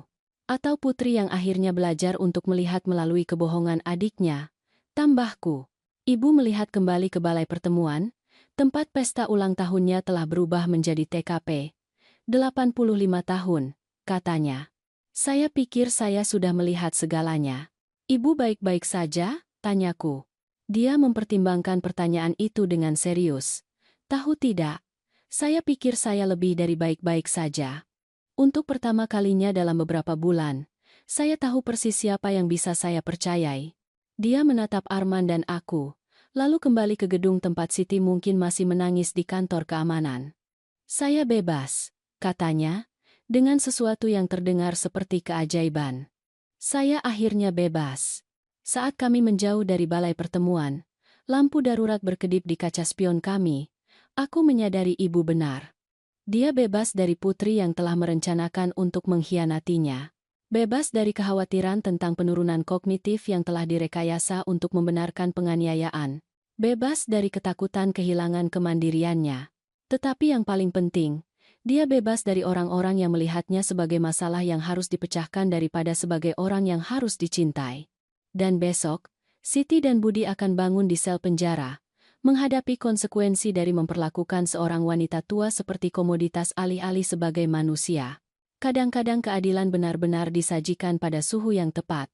Dingin menusuk tulang. 3 hari setelah penangkapan Siti, aku mendapati diriku duduk di ruang konferensi kantor polisi yang berbau seperti kopi gosong dan mimpi yang hancur. Detektif Risa menyebarkan foto-foto di atas meja logam seolah dia sedang membagikan kartu dalam permainan poker paling menyedihkan di dunia. Bu Ayu, kami ingin Anda melihat ini dan memberitahu kami jika Anda mengenali salah satu dari orang-orang ini. Anat Kuran Gailu. Foto pertama menunjukkan Siti dan Budi di tempat yang tampak seperti sebuah warung makan, tenggelam dalam percakapan dengan seorang pria yang belum pernah kulihat sebelumnya. Yang kedua menunjukkan pria yang sama berjabat tangan dengan Dokter Cahyo di luar gedung medis. Yang ketiga membuat darahku membeku. Itu adalah ibu. Difoto melalui apa yang tampak seperti lensa telefoto, berjalan ke kotak posnya dengan daster dan sandal rumah. Kapan ini diambil? Tanyaku. 2 bulan lalu. Kami menemukannya di komputer Pak Budi bersama dengan sekitar 50 foto lainnya. 50 foto. Mereka telah menguntit ibuku selama berbulan-bulan, mendokumentasikan setiap gerakannya, mencari apapun yang bisa mereka gunakan untuk membuatnya tampak rentan atau bingung. Pria di foto-foto warung makan itu bernama Haris Santoso, lanjut Detektif Risa. Dia seorang penyelidik swasta yang berspesialisasi dalam apa yang dia sebut perlindungan aset keluarga. Alamat campan puli mudiam, kerimulang saya. Apa artinya itu? Membantu anak-anak dewasa membuktikan bahwa orang tua lansia mereka tidak kompeten sehingga mereka dapat mengambil alih kendali keuangan mereka. Suhu di ruangan itu seolah turun 10 derajat. Ini bukan hanya Siti dan Budi yang putus asa tentang uang. Ini adalah operasi profesional. Sudah berapa banyak keluarga yang dia lakukan ini? Kami masih menyelidiki. Tetapi tampaknya setidaknya 12 dalam 2 tahun terakhir. Ibu Anda akan menjadi yang ke-13. Dan dak example ki 8. Jarakara pulugo. Jarakara karanandarago. Angka sial. Atau angka keberuntungan. Tergantung dari sudut pandangmu. Kabar baiknya, lanjut Detektif Risa, adalah bahwa tindakan cepat Anda mungkin menyelamatkan tidak hanya ibu Anda, tetapi juga korban di masa depan. Seluruh operasi Haris berantakan. Bagaimana dengan keluarga lain yang berhasil? Kami membuka kembali kasus-kasus itu. Beberapa dari lansia itu mungkin masih hidup di panti jompo, bertanya-tanya mengapa anak-anak mereka tidak pernah mengunjungi. Namega Mendari, Megari Bujari, karena Barigari Bujari, beban itu menetap di dadaku seperti batu. Di suatu tempat di luar sana ada orang tua yang dikhianati oleh keluarga mereka sendiri, dikurung di institusi, tabungan hidup mereka dicuri, martabat mereka dihancurkan. Ada hal lain, kata Detektif Risa, mengeluarkan folder lain. Siti telah mencoba membuat kesepakatan. Kesepakatan macam apa? Informasi tentang operasi Haris sebagai ganti pengurangan hukuman. Tukan Trozian. Anan mengamaka. Tuk biad abarana. Aku memikirkan Siti yang menangis di kantor keamanan. Meminta ibu untuk tetap memanggilnya putri. Gagasan bahwa dia sekarang mencoba tawar-menawar untuk keluar dari konsekuensi terasa sangat tepat. Apakah ibu menyadari hal ini? Kami memberitahunya kemarin. Dia punya pendapat yang sangat kuat tentang skema terbaru adik Anda. Aku bisa membayangkan. Ibu tidak percaya pada jalan pintas, terutama ketika itu melibatkan mengkhianati orang lain. Apa yang dia katakan? Saya yakin kata-kata persisnya adalah, biarkan Siti menggali dirinya keluar dari lubang yang dia gali sendiri, sebaiknya dengan sendok yang sangat kecil. Itu terdengar seperti ibu. Bahkan pada usia 85 tahun, bahkan setelah dikhianati oleh putrinya sendiri, dia masih memiliki lebih banyak ketegasan daripada kebanyakan orang setengah usianya. Detektif Risa mengumpulkan foto-foto itu. Kami membutuhkan Anda untuk bersaksi tentang apa yang Anda amati di pesta itu dan apa yang dikatakan Siti kepada Anda tentang rencana mereka. Tentu saja. Peringatan. Pengacara mereka akan mencoba menggambarkan keluarga Anda sebagai disfungsional. Mereka akan menyarankan bahwa Siti bertindak karena kekhawatiran tulus akan keselamatan ibumu. Anda dua sayugin. Dengan teh obat dan catatan medis palsu, mereka akan mengklaim teh itu adalah kesalahan, bahwa Dokter Cahyo bertindak secara independen, bahwa pemadaman listrik itu kebetulan. Mereka akan membuat Siti terlihat seperti putri yang peduli yang terlalu memaksakan diri. Aku memikirkan penampilan Siti di pesta itu. Kekhawatiran palsu, krisis yang dibuat-buat. Manipulasi hati-hati dari setiap percakapan. Jika aku tidak mendengar rekaman itu, aku mungkin akan percaya aktingnya sendiri. Apakah itu akan berhasil? Tidak dengan bukti yang kami miliki. Tetapi juri bisa tidak terduga, terutama ketika hubungan keluarga terlibat. Aku meninggalkan kantor polisi dengan folder penuh dokumen dan kepala penuh pertanyaan. Sudah berapa lama Siti merencanakan ini? Apakah keputusasaan finansial itu nyata atau hanya alasan? Dan yang paling penting, Berapa banyak tanda peringatan yang kulewatkan selama bertahun-tahun. Ibu menungguku di ruang tamuku ketika aku sampai di rumah, duduk di kursi favoritku seolah dia memiliki tempat itu, yang, mengingat peristiwa baru-baru ini, mungkin persis sikap yang dia butuhkan. Bagaimana hasilnya? Tanyanya. Rumit. Ada lebih dari sekadar Siti dan Budi. Mubalan. Aku menjelaskan tentang Hari Santoso dan keluarga-keluarga lain, tentang upaya Siti untuk membuat kesepakatan, tentang foto-foto yang mereka ambil tentangnya. Ibu mendengarkan tanpa interupsi. Wajahnya semakin mengeras dengan setiap detail. 50 foto, katanya ketika aku selesai. Setidaknya, selama 2 bulan, aku pikir aku mulai paranoid karena aku terus merasa seperti ada yang mengawasiku. Ternyata, aku tidak cukup paranoid. Ibu, aku sangat menyesal. Seharusnya aku melihat apa yang terjadi. Bagaimana bisa? Siti sudah berlatih manipulasi sejak dia bisa bicara. Ingat ketika dia meyakinkan guru bahwa aku lupa mengemas bekalnya sehingga dia bisa mendapatkan kupon makanan gratis. Dia baru 8 tahun. Dan dia sudah belajar bahwa berbohong memberinya apa yang dia inginkan. Aku pikir dia akan melewatinya. Ibu berdiri dan berjalan ke jendela dapurku, melihat ke jalan seolah dia sedang memeriksa pengawasan. Detektif mengatakan Siti ingin membuat kesepakatan, katanya. Informasi tentang penyelidik swasta sebagai ganti hukuman yang lebih ringan. Dan apa pendapat ibu tentang itu? Aku pikir Siti menciptakan kekacauan ini dan harus menghadapi konsekuensinya. Ibu mengangguk setuju. Bagus. Karena aku sudah memikirkan tentang keluarga-keluarga lain itu, yang rencananya benar-benar berhasil. Bagaimana dengan mereka? Seseorang perlu memeriksa mereka. Seseorang perlu memastikan mereka benar-benar menerima perawatan yang layak, bahwa uang mereka digunakan untuk kepentingan mereka. Ibu, itu bukan tanggung jawab ibu. Dia berbalik dari jendela dan aku melihat sesuatu di matanya yang belum pernah kulihat sebelumnya. Bukan kemarahan, bukan kesedihan, tetapi tekad dengan sisi yang tajam. Lalu tanggung jawab siapa? Polisi akan menyelidiki kejahatan itu, tetapi siapa yang akan benar-benar mengunjungi orang-orang ini? Siapa yang akan memastikan mereka tidak duduk di suatu fasilitas? Bertanya-tanya mengapa anak-anak mereka meninggalkan mereka. Ada pekerja sosial, advokat pasien, yang terlalu banyak bekerja dan kekurangan dana, dan mungkin bahkan tidak tahu orang-orang ini ada. Dia benar. Sistem dirancang untuk memproses kasus, bukan untuk merawat individu. Apa yang ibu sarankan? Aku menyarankan bahwa aku punya waktu, sumber daya, dan pemahaman yang sangat pribadi tentang apa yang telah dialami orang-orang ini. Aku menyarankan bahwa mungkin pengkhianatan Siti harus menghasilkan sesuatu yang positif. Ibu berusia 85 tahun. Begitu juga beberapa korbannya. Usia tidak mendiskualifikasi saya dari membantu orang. Dacar, takana permiskaran. Aku bisa melihat kemana arahnya, dan sebagian dari diriku mengagumi nalurinya untuk mengubah trauma menjadi tujuan. Tetapi sebagian lain dariku khawatir tentang dia yang mengambil lebih banyak stres setelah semua yang telah dia lalui. Biarkan aku membantu, kataku.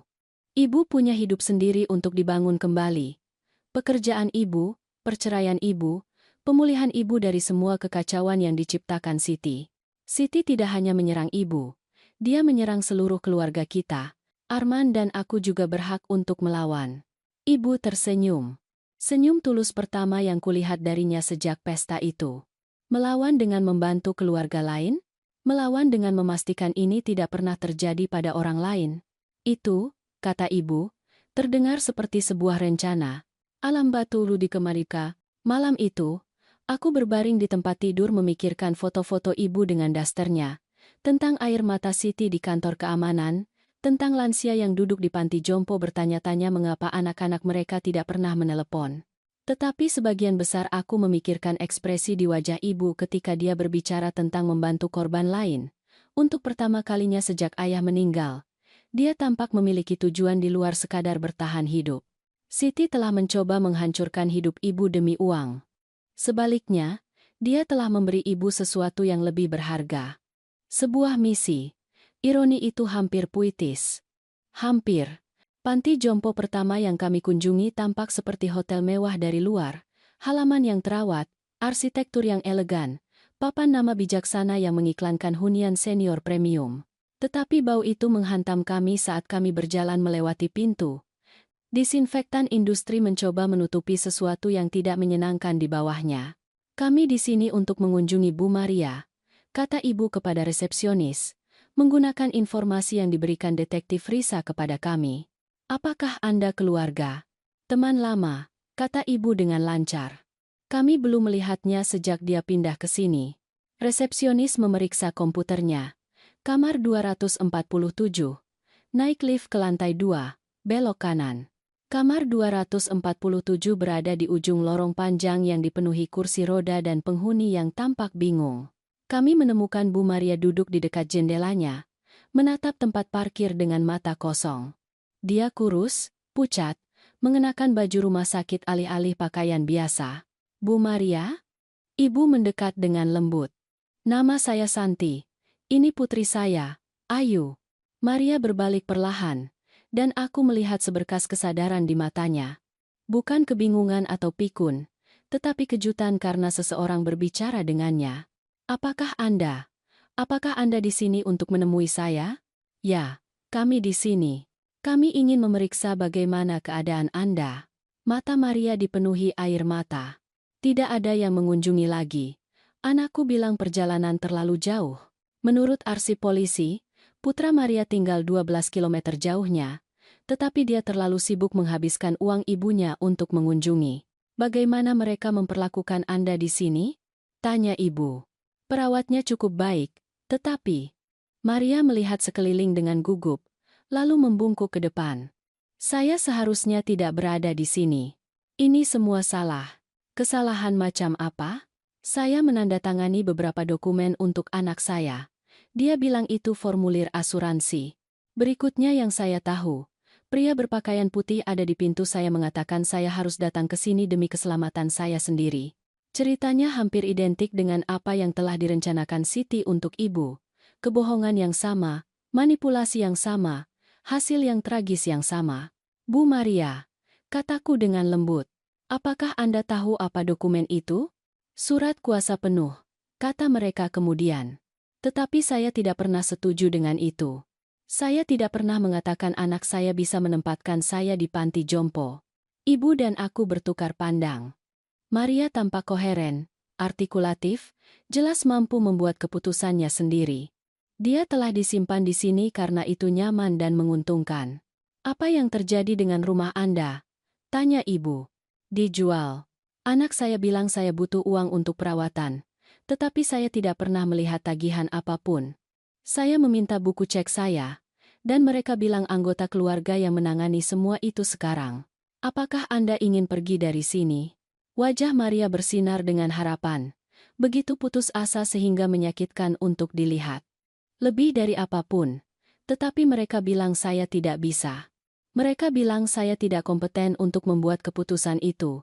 Akurunan biacegenko.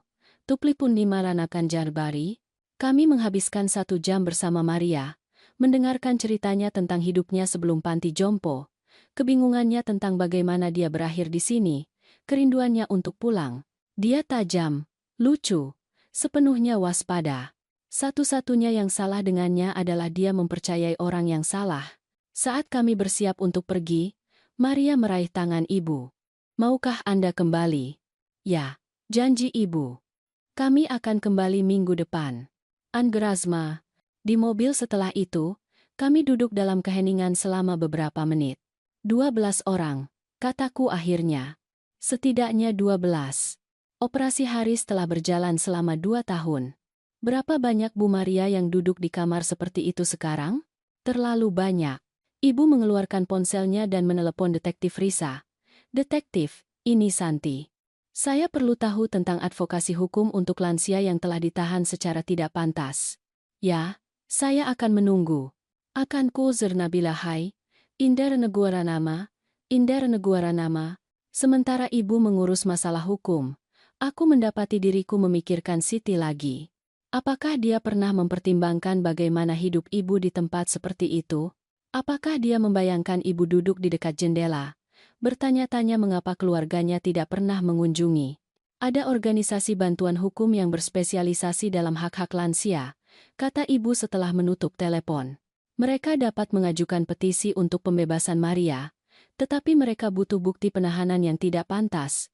Aku tuh nambak triatha, dari Gata Kiari Manorgo, aku tanamu tuh, kita bisa memberikannya. Tetapi itu tidak cukup. Kita butuh evaluasi medis, catatan keuangan, bukti bahwa dia dipaksa menandatangani dokumen. Jadi, apa yang kita lakukan? Kita mendokumentasikan semuanya. Setiap percakapan, setiap detail tentang keadaan mentalnya, setiap indikasi bahwa dia ditahan di luar keinginannya. Ibu, kita bukan penyelidik. Tidak, tetapi kita adalah saksi.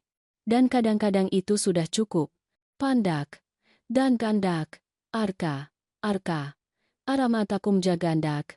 Malam itu, Arman datang untuk makan malam dan menemukan kami dikelilingi oleh arsip, dokumen hukum, dan catatan tentang kasus Maria.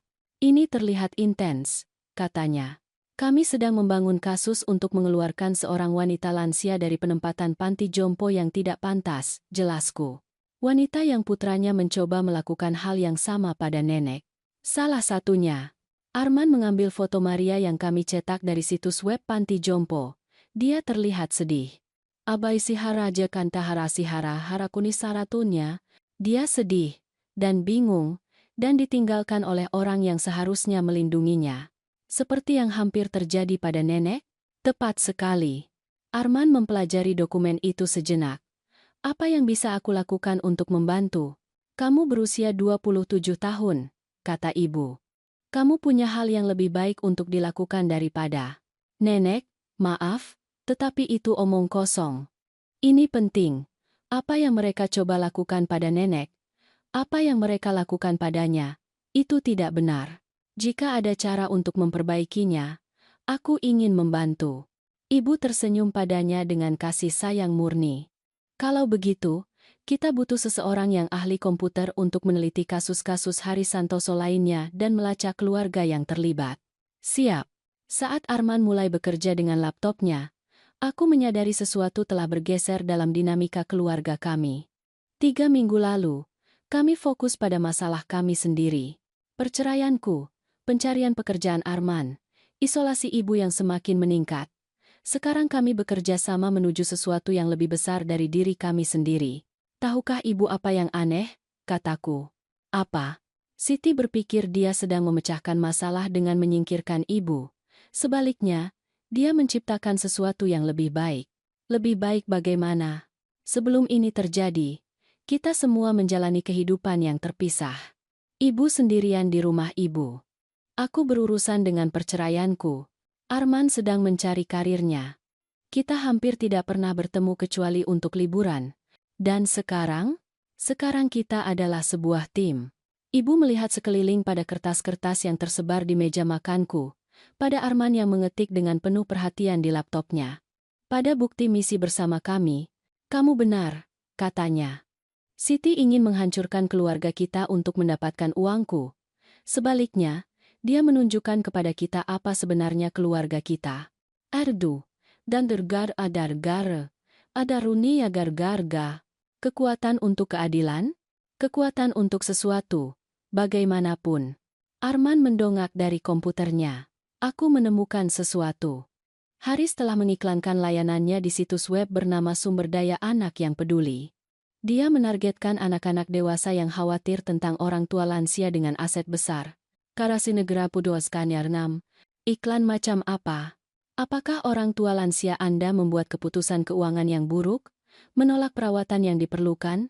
Menempatkan diri mereka pada risiko? Kami dapat membantu Anda mendapatkan otoritas hukum untuk melindungi mereka dan melestarikan aset keluarga. Melindungi mereka? Kataku dengan getir. Benar. Ada lagi. Dia punya testimonial dari klien yang puas berbicara tentang bagaimana dia membantu mereka mengamankan warisan mereka dan memastikan perawatan yang layak untuk orang tua yang menua. Testimonial dari orang-orang seperti Siti. Mungkin. Tetapi ini bagian yang menarik.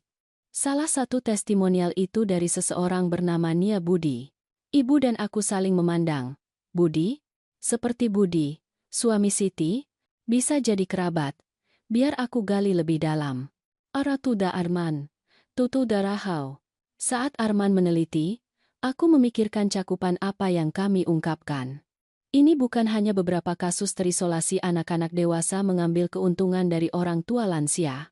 Ini adalah sistem yang terorganisir, dipasarkan dan dijual seperti layanan profesional lainnya. Menemukannya, umum Arman. Nia Budi adalah saudara perempuan Budi. Dia menggunakan layanan Haris 2 tahun lalu untuk menahan ayahnya dan mentransfer asetnya ke kendalinya. Aran Kasindari, Arandaran, Arangan, di mana ayahnya sekarang? Ekspresi Arman menjadi gelap. Dia meninggal di panti jompo 6 bulan lalu, tetapi menurut obituarinya, dia meninggalkan keluarga yang penuh kasih dan warisan amal yang besar. Warisan amal.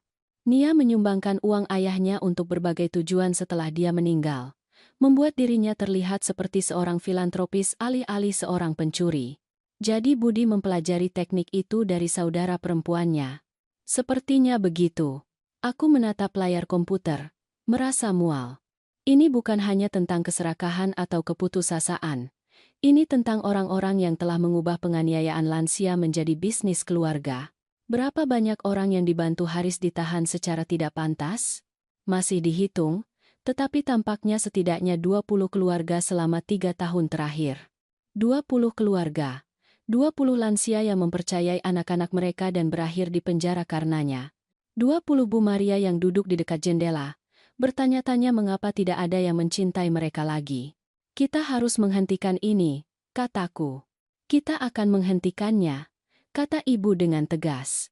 Satu kasus pada satu waktu, satu keluarga pada satu waktu, satu lansia pada satu waktu. Rasanya luar biasa. Segala sesuatu yang berharga memang luar biasa pada awalnya. Ara kata nimur aras onmu, jalan, tujan dan aras on bermana. Tetapi saat kami bekerja hingga larut malam, mendokumentasikan kasus dan membangun arsip, aku mulai mengerti mengapa ibu begitu bertekad untuk mengambil ini. Untuk pertama kalinya sejak ayah meninggal, dia memiliki tujuan yang sesuai dengan kekuatannya. Siti telah mencoba menjadikan ibu korban. Sebaliknya, dia telah menciptakan seorang advokat. Ruang sidang lebih kecil dari yang kuduga, tetapi terasa sangat besar ketika Siti masuk mengenakan jumpsuit oranye dan diborgol. Dia telah kehilangan berat badan dalam 3 minggu sejak penangkapannya, dan penampilan sempurna biasanya telah digantikan oleh sesuatu yang hampa dan putus asa. Dia tidak melihat ibu atau aku saat dia duduk di meja terdakwa di sebelah pengacaranya, seorang wanita berwajah tajam dengan setelan mahal yang jelas berharga lebih dari yang mampu dibayar Siti, yang menimbulkan pertanyaan tentang siapa yang membayar untuk pembelaannya. Semua berdiri untuk Yang Mulia Hakim Dewi. Aidias aini denama nomor aneribanara. Jandi kerenambukan riban. Hakim Dewi adalah seorang wanita berusia 60-an dengan rambut perak dan jenis ekspresi tegas yang menunjukkan dia telah melihat setiap jenis drama keluarga yang bisa dibayangkan. Dia meninjau tuduhan itu dengan presisi klinis. Penganiayaan lansia, konspirasi untuk melakukan penipuan, percobaan penculikan, pemalsuan catatan medis. Bagaimana terdakwa mengaku? Pengacara Siti berdiri. Tidak bersalah karena kapasitas yang berkurang. Yang Mulia, kapasitas yang berkurang. Mereka akan mengklaim Siti tidak bertanggung jawab atas tindakannya. Atas dasar apa? Klien saya menderita stres finansial yang parah dan depresi klinis yang mengganggu penilaiannya. Dia yakin dia bertindak demi kepentingan terbaik ibunya. Aku merasakan ibu menegang di sampingku. Gagasan bahwa depresi Siti membenarkan mencoba mencuri hidupnya persis seperti jenis alasan yang telah dibuat Siti sejak kecil. Jaksa penuntut, seorang pria muda yang tampak seperti lebih suka berada di tempat lain, berdiri untuk menanggapi. Yang Mulia, bukti menunjukkan perencanaan yang ekstensif. Ini bukan tindakan impulsif oleh seseorang dengan penilaian yang terganggu. Ini adalah skema yang diperhitungkan yang membutuhkan waktu berbulan-bulan untuk merencanakan dan melaksanakan. Kami akan membahasnya selama persidangan, kata hakim. Saya menetapkan jaminan sebesar 3 miliar rupiah. 3 miliar. Pengacara Siti bahkan tidak berkedip, yang mengkonfirmasi kecurigaanku bahwa orang lain mendanai pembelaannya. Lebih lanjut Hakim Dewi, Terdakwa dilarang melakukan kontak apapun dengan korban yang diduga atau anggota keluarganya.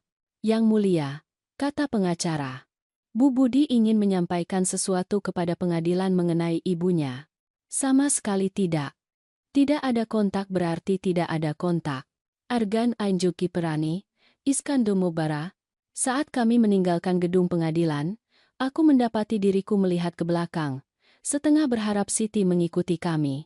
Perintah penahanan itu hanya selembar kertas. Jika dia cukup putus asa untuk memberi obat kepada ibu kami, apa yang akan menghentikannya untuk mendekati kami secara langsung?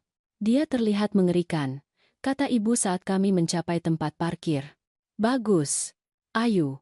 Dia masih putriku. Tidak, Bu. Dia berhenti menjadi putri ibu ketika dia memutuskan untuk menghancurkan hidup ibu demi uang. Aku tahu.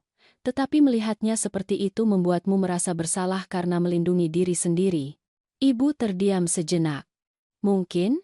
Jangan. Simpati apapun yang ibu rasakan. Ingat Bu Maria. Ingat 12 keluarga lain yang ditargetkan Haris. Siti bukan korban di sini. Aku tahu itu secara intelektual. Tetapi secara emosional, aku terus memikirkan gadis kecil yang biasa naik ke tempat tidurku saat badai petir.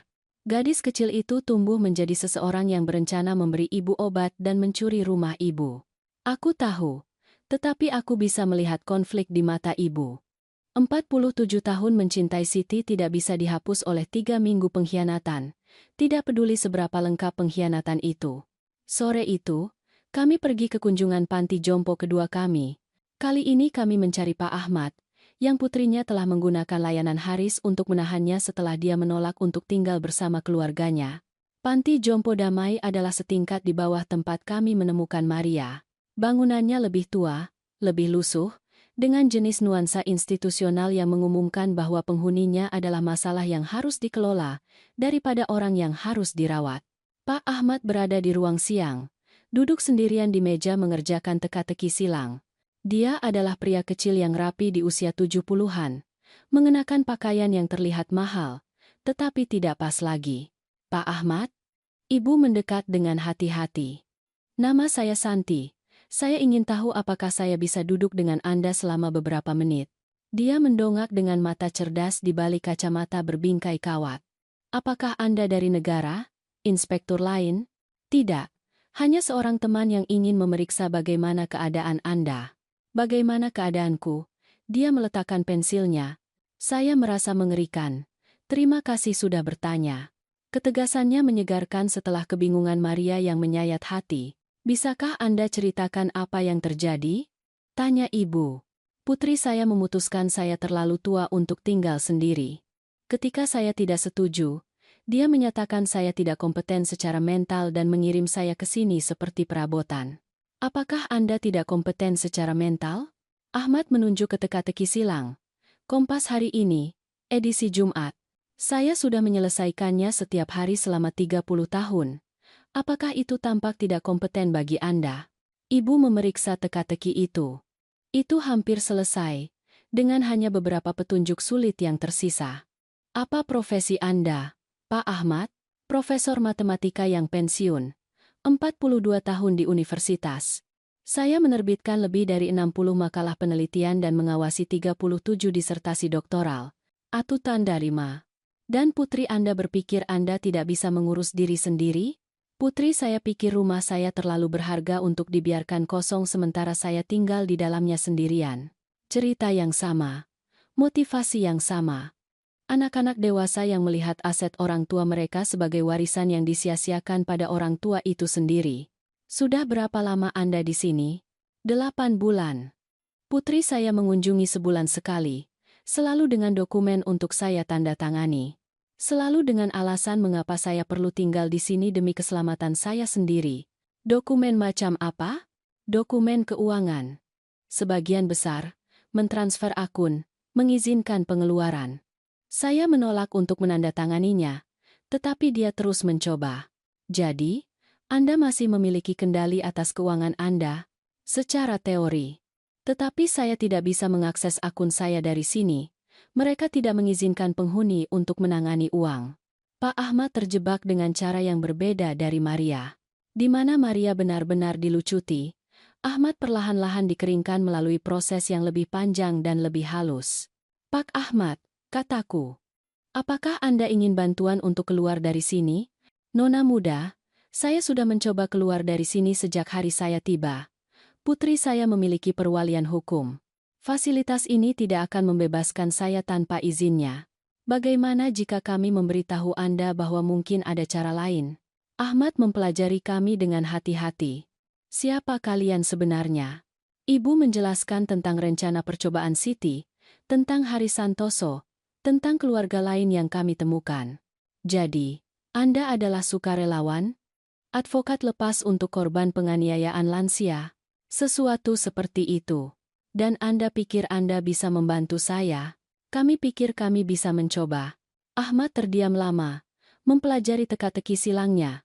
Jawaban untuk 17 melintang, katanya akhirnya, adalah keadilan. 7 huruf yang didefinisikan sebagai apa yang diharapkan korban, tetapi jarang diterima. Dia mengisi huruf-huruf itu dengan tulisan tangan yang mantap.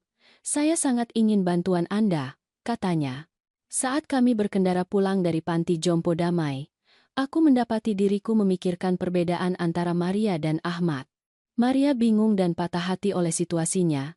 Ahmad marah dan analitis, tetapi keduanya terperangkap oleh sistem yang sama, hukum yang sama yang memungkinkan anak-anak dewasa untuk mengesampingkan otonomi orang tua mereka atas nama perlindungan.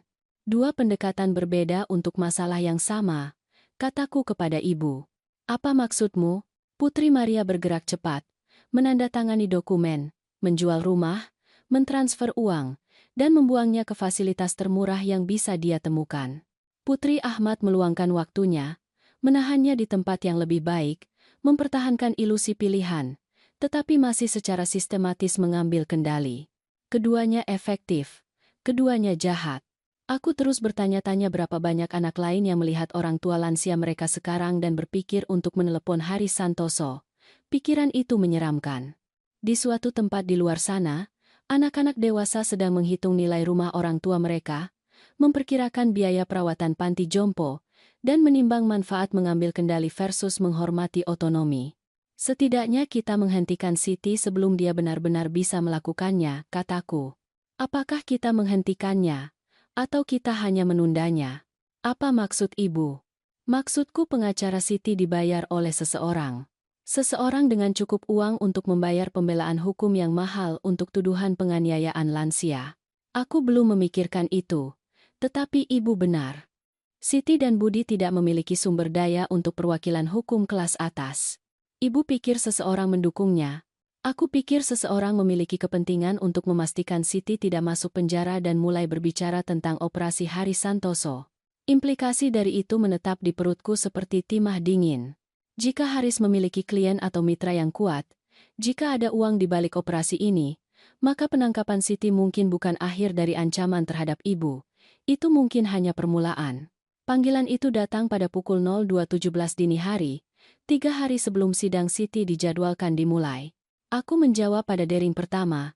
Jantungku sudah berdebar kencang, karena tidak ada yang menelepon dengan kabar baik pada jam itu.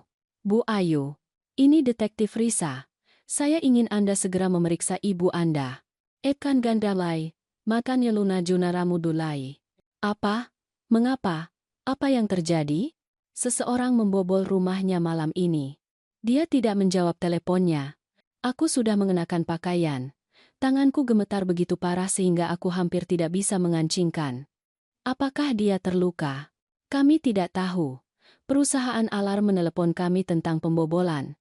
Tetapi ketika petugas tiba, rumah itu kosong. Tidak ada tanda-tanda ibu Anda. Kosong. Ibu hilang. Saya akan berada di sana dalam 10 menit. Bu Ayu, tunggu. Jangan pergi ke rumah sendirian. Temui kami di kantor polisi dulu. Tidak. Jika seseorang membawa ibuku, setiap detik diperhitungkan. Aku menutup telepon dan menelepon Arman sambil melaju kencang menuju lingkungan ibu. Dia menjawab pada dering kedua. Sudah bangun sepenuhnya. Nenek hilang, kataku tanpa basa-basi. Apa? Pembobolan di rumahnya. Dia hilang. Aku sedang dalam perjalanan. Arulah nakun pajeta abcana. Jalanan ibu diblokir dengan mobil polisi. Lampu merah dan biru mereka mengubah lingkungan pinggiran kota yang akrab menjadi sesuatu dari TKP.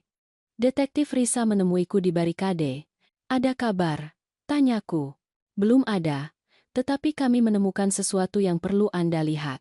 Dia membawaku ke teras depan ibu tempat pintu berdiri terbuka.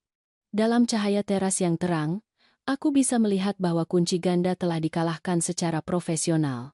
Tidak ada tanda-tanda paksaan, tidak ada kayu yang rusak, hanya pekerjaan bersih yang menunjukkan keahlian.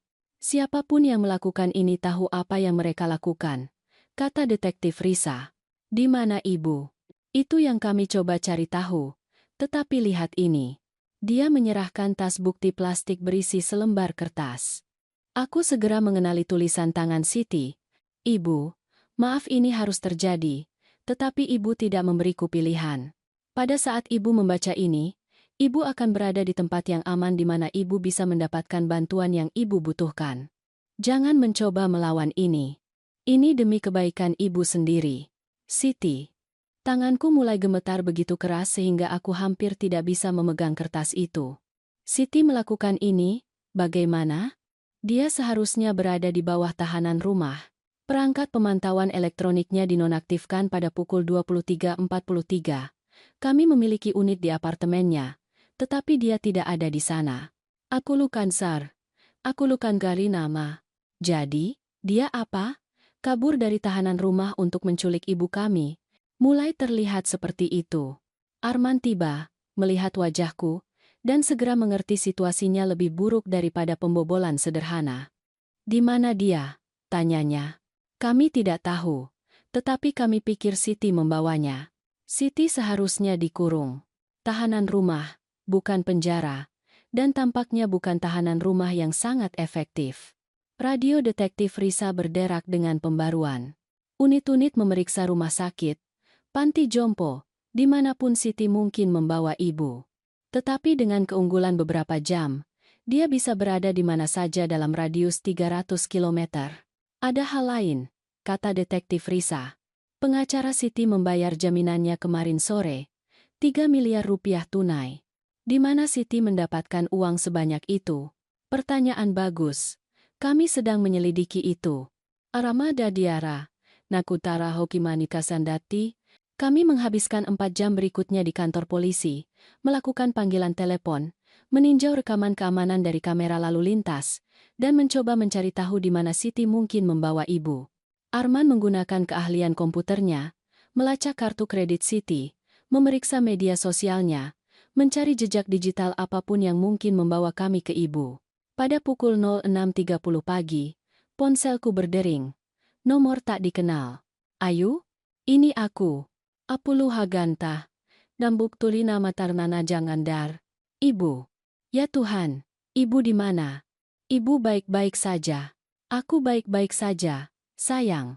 Sedikit terguncang, tetapi baik-baik saja. Ibu di mana? Itu rumit. Aku di Gria Senja, panti jompo yang dipilih Siti untukku. Gria Senja. Fasilitas mewah yang telah diteliti Siti untuk rencana aslinya. Ibu terluka? Apakah dia memberi ibu obat? Dia mencoba membawakan saya teh dengan sesuatu di dalamnya. Tetapi saya telah belajar untuk curiga terhadap tawaran teh yang tidak terduga. Andakan dan bulu laina. Andandan dan bulu laina. Andandan dan dan dan dan dan dan dan dan dan dan dan dan. Meskipun semua yang terjadi, aku hampir tersenyum. Ibu mengembangkan selera humor tentang menjadi sasaran manipulasi kimia. Bagaimana ibu bisa lolos? Aku tidak lolos. Aku masih di sini. Apa maksud ibu? Maksudku Siti tidak menculikku, Ayu. Aku pergi bersamanya secara sukarela. Kata-kata itu tidak masuk akal. Apa? Siti meneleponku sekitar tengah malam, menangis. Mengatakan dia perlu menemuiku. Katanya dia punya informasi tentang Haris Santoso yang bisa membantu korban lain. Tetapi dia takut memberitahu polisi karena dia tidak mempercayai mereka. Ibu, itu persis apa yang akan dikatakan seseorang yang berencana menculik ibu. Aku tahu. Tetapi dia juga bilang Budi berencana membunuhku agar aku tidak bersaksi. Suhu di ruangan itu turun 10 derajat. Membunuh ibu? Menurut Siti, Budi tahu bahwa polisi sedang membangun kasus terhadap Haris Santoso berdasarkan kesaksianku dan bukti yang ditemukan Arman. Dia bilang dia berencana membuat kematianku terlihat seperti kecelakaan agar kasusnya berantakan. Dan ibu percaya padanya? Aku tidak tahu harus percaya apa. Tetapi aku pikir jika Siti berbohong, aku bisa menanganinya. Jika Budi berencana membunuhku, aku perlu tahu tentang itu. Jadi, ibu pergi bersamanya di tengah malam ke panti jompo? Dia bilang itu satu-satunya tempat yang bisa dia pikirkan di mana kami bisa bicara secara pribadi. Di suatu tempat Budi tidak akan berpikir untuk mencari kami. Aku melihat ke detektif Risa, yang mendengarkan setiap kata. Ekspresinya menunjukkan cerita ini entah benar-benar brilian atau benar-benar gila. Ibu, di mana Siti sekarang? Berbicara dengan polisi. Dia menelepon mereka sendiri sekitar jam 5 pagi. Dia apa? Dia menyerahkan diri. Memberitahu mereka segalanya tentang operasi Haris Santoso, tentang rencana Budi untuk membunuhku, tentang siapa yang mendanai pembelaannya. Kanto nama siakan Tihanjata Puliang. Jankatu Mudila Kanjak. Siapa yang mendanai pembelaannya? Haris Santoso sendiri.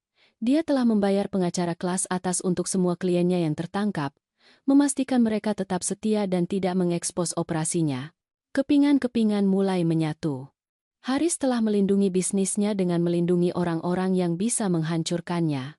Tetapi mengapa Siti berbalik melawannya sekarang? Karena dia tahu Budi tidak hanya berencana membunuhku. Dia berencana membunuhnya juga. Itu membuatku terdiam. Apa?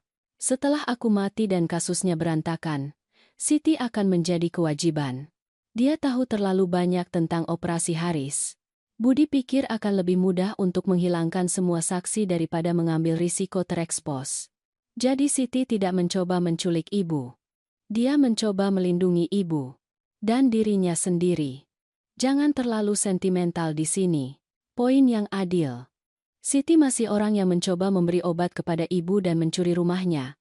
Tetapi rupanya dia menarik batas pada pembunuhan. Apa yang terjadi sekarang? Sekarang Siti bekerja sama sepenuhnya dengan penyelidikan Haris Santoso. Dia bersaksi melawan Budi dan Dr. Cahyo dan siapapun yang terlibat. Dan dia mungkin masuk penjara untuk waktu yang jauh lebih singkat daripada yang seharusnya. Dan ibu, aku bersaksi tentang apa yang dikatakan Siti kepadaku tentang rencana Budi. Aku membantu membuat Haris Santoso gulung tikar secara permanen. Dan aku pulang. Indavu. Kepuluh Saratuzantu Abar. Ibu yakin ibu aman? Ayu, aku duduk di panti jompo dengan 6 petugas polisi memberikan keamanan sementara Siti memberikan pernyataannya. Aku mungkin wanita 85 tahun paling aman di negara ini saat ini. 2 jam kemudian, ibu berjalan keluar dari Gria Senja. Tampak sangat tenang untuk seseorang yang menghabiskan malam mengungkap plot pembunuhan. Siti berjalan keluar dengan diborgol. Tetapi bukan wanita yang sama yang kalah yang kami lihat di pengadilan. Dia tampak lega, seperti seseorang yang akhirnya berhenti membawa beban yang tidak bisa dia tangani. Bagaimana perasaan ibu? Tanyaku pada ibu. Lebih baik dari yang kuduga. Ternyata menghadapi ketakutanmu lebih mudah ketika ketakutanmu melibatkan ancaman nyata dari orang-orang tertentu daripada kecemasan samar tentang penuaan dan ketergantungan. Kantata ketalun noha. Tagarina Munar. Apa maksud ibu? Maksudku selama setahun terakhir, aku khawatir kehilangan kemandirianku, kemampuan mentalku, kemampuanku untuk mengurus diri sendiri. Tetapi tadi malam, masalahku sederhana. Jangan dibunuh, bantu tangkap orang jahat, lindungi lansia lain dari skema yang sama. Masalah sederhana. Lebih sederhana daripada ketakutan eksistensial. Bagaimanapun, ibu benar. Melawan musuh tertentu lebih mudah daripada melawan waktu dan penuaan dan penurunan kemampuan fisik dan mental yang tak terhindarkan. Jadi, sekarang apa? Sekarang kita selesaikan apa yang kita mulai. Kita bantu Bu Maria dan Pak Ahmad keluar dari penempatan yang tidak pantas. Kita pastikan Haris Santoso menghabiskan waktu yang lama di penjara. Kita cegah ini terjadi pada keluarga lain. Kantang kanon dupri mulayak. Dan Siti? Ibu melihat kembali ke mobil polisi tempat Siti duduk menunggu untuk diangkut ke penjara kabupaten. Siti membuat pilihan tadi malam. Dia memilih melindungi orang daripada melindungi dirinya sendiri. Itu tidak membatalkan kerugian yang dia sebabkan. Tetapi itu adalah awal. Apakah ibu akan memaafkannya? Aku akan bekerja dengannya untuk membersihkan kekacauan yang dia bantu ciptakan. Pengampunan adalah kemewahan yang bisa kita diskusikan setelah keadilan ditegakkan. Alapkan-kankannya, Islamu 5.000 hanga, alamuru, saat kami menjauh dari Gria Senja, aku menyadari sesuatu yang mendasar telah berubah dalam dinamika keluarga kami. 3 minggu lalu, ibu adalah korban potensial dari skema Siti. Kemarin, dia adalah target kekerasan budi. Tetapi pagi ini, dia adalah sesuatu yang sama sekali berbeda. Dia adalah seorang wanita yang telah membalikan keadaan pada orang-orang yang telah meremehkan kekuatannya. Siti telah mencoba menjadikan ibu orang tua tak berdaya yang perlu diurus. Sebaliknya, dia telah menemukan bahwa ibu masih merupakan wanita tangguh yang membesarkan 2 putri, selamat dari puluhan tahun pernikahan, dan membangun kehidupan dengan caranya sendiri. Beberapa orang tidak masuk ke panti jompo dengan tenang. Beberapa orang melawan, dan beberapa orang menang. 6 bulan kemudian, aku berdiri di ruang sidang menyaksikan Hari Santoso dijatuhi hukuman 15 tahun penjara federal. Kata-kata hakim tajam dan tak kenal ampun. Anda memangsa anggota masyarakat kami yang paling rentan dan menghancurkan keluarga demi keuntungan. Pengadilan berharap hukuman ini mengirimkan pesan yang jelas bahwa penganiayaan lansia tidak akan ditoleransi. Ibu duduk di sampingku, membuat catatan di buku catatan kecil yang dia bawa khusus untuk momen ini. Selama beberapa bulan terakhir, dia telah menjadi semacam ahli hukum lansia, advokasi pasien, dan kegagalan sistemik yang memungkinkan orang seperti Haris beroperasi. 15 tahun, katanya pelan. Dia akan berusia 73 tahun ketika dia keluar. Keadilan puitis. Dia akan persis seperti demografi yang dia habiskan bertahun-tahun untuk dieksploitasi. Siti duduk 3 baris di depan kami dengan pengacara barunya, seorang pembela umum kali ini, karena uang Haris telah menghilang bersama dengan kebebasannya. Dia menerima 3 tahun di fasilitas keamanan minimum sebagai ganti kerjasamanya, yang telah ekstensif dan menghancurkan operasi Haris. Setelah hukuman, Siti mendekati kami dengan ragu-ragu. Dia terlihat berbeda, lebih kurus, lebih tua, tetapi entah bagaimana lebih kokoh daripada wanita rapuh yang merencanakan kejatuhan ibu. Ibu? Katanya lembut. Siti. Mereka saling memandang selama 6 bulan penyelidikan, persidangan, dan proses lambat untuk mengurai kerusakan yang telah dibantu Siti ciptakan. Aku ingin berterima kasih, kata Siti. Untuk apa? Karena tidak membiarkan saya menjadi pembunuh. Aragas, dat alumun nabara, keranda ribunaraho. Itu adalah cara yang aneh untuk mengungkapkan rasa terima kasih, tetapi itu akurat.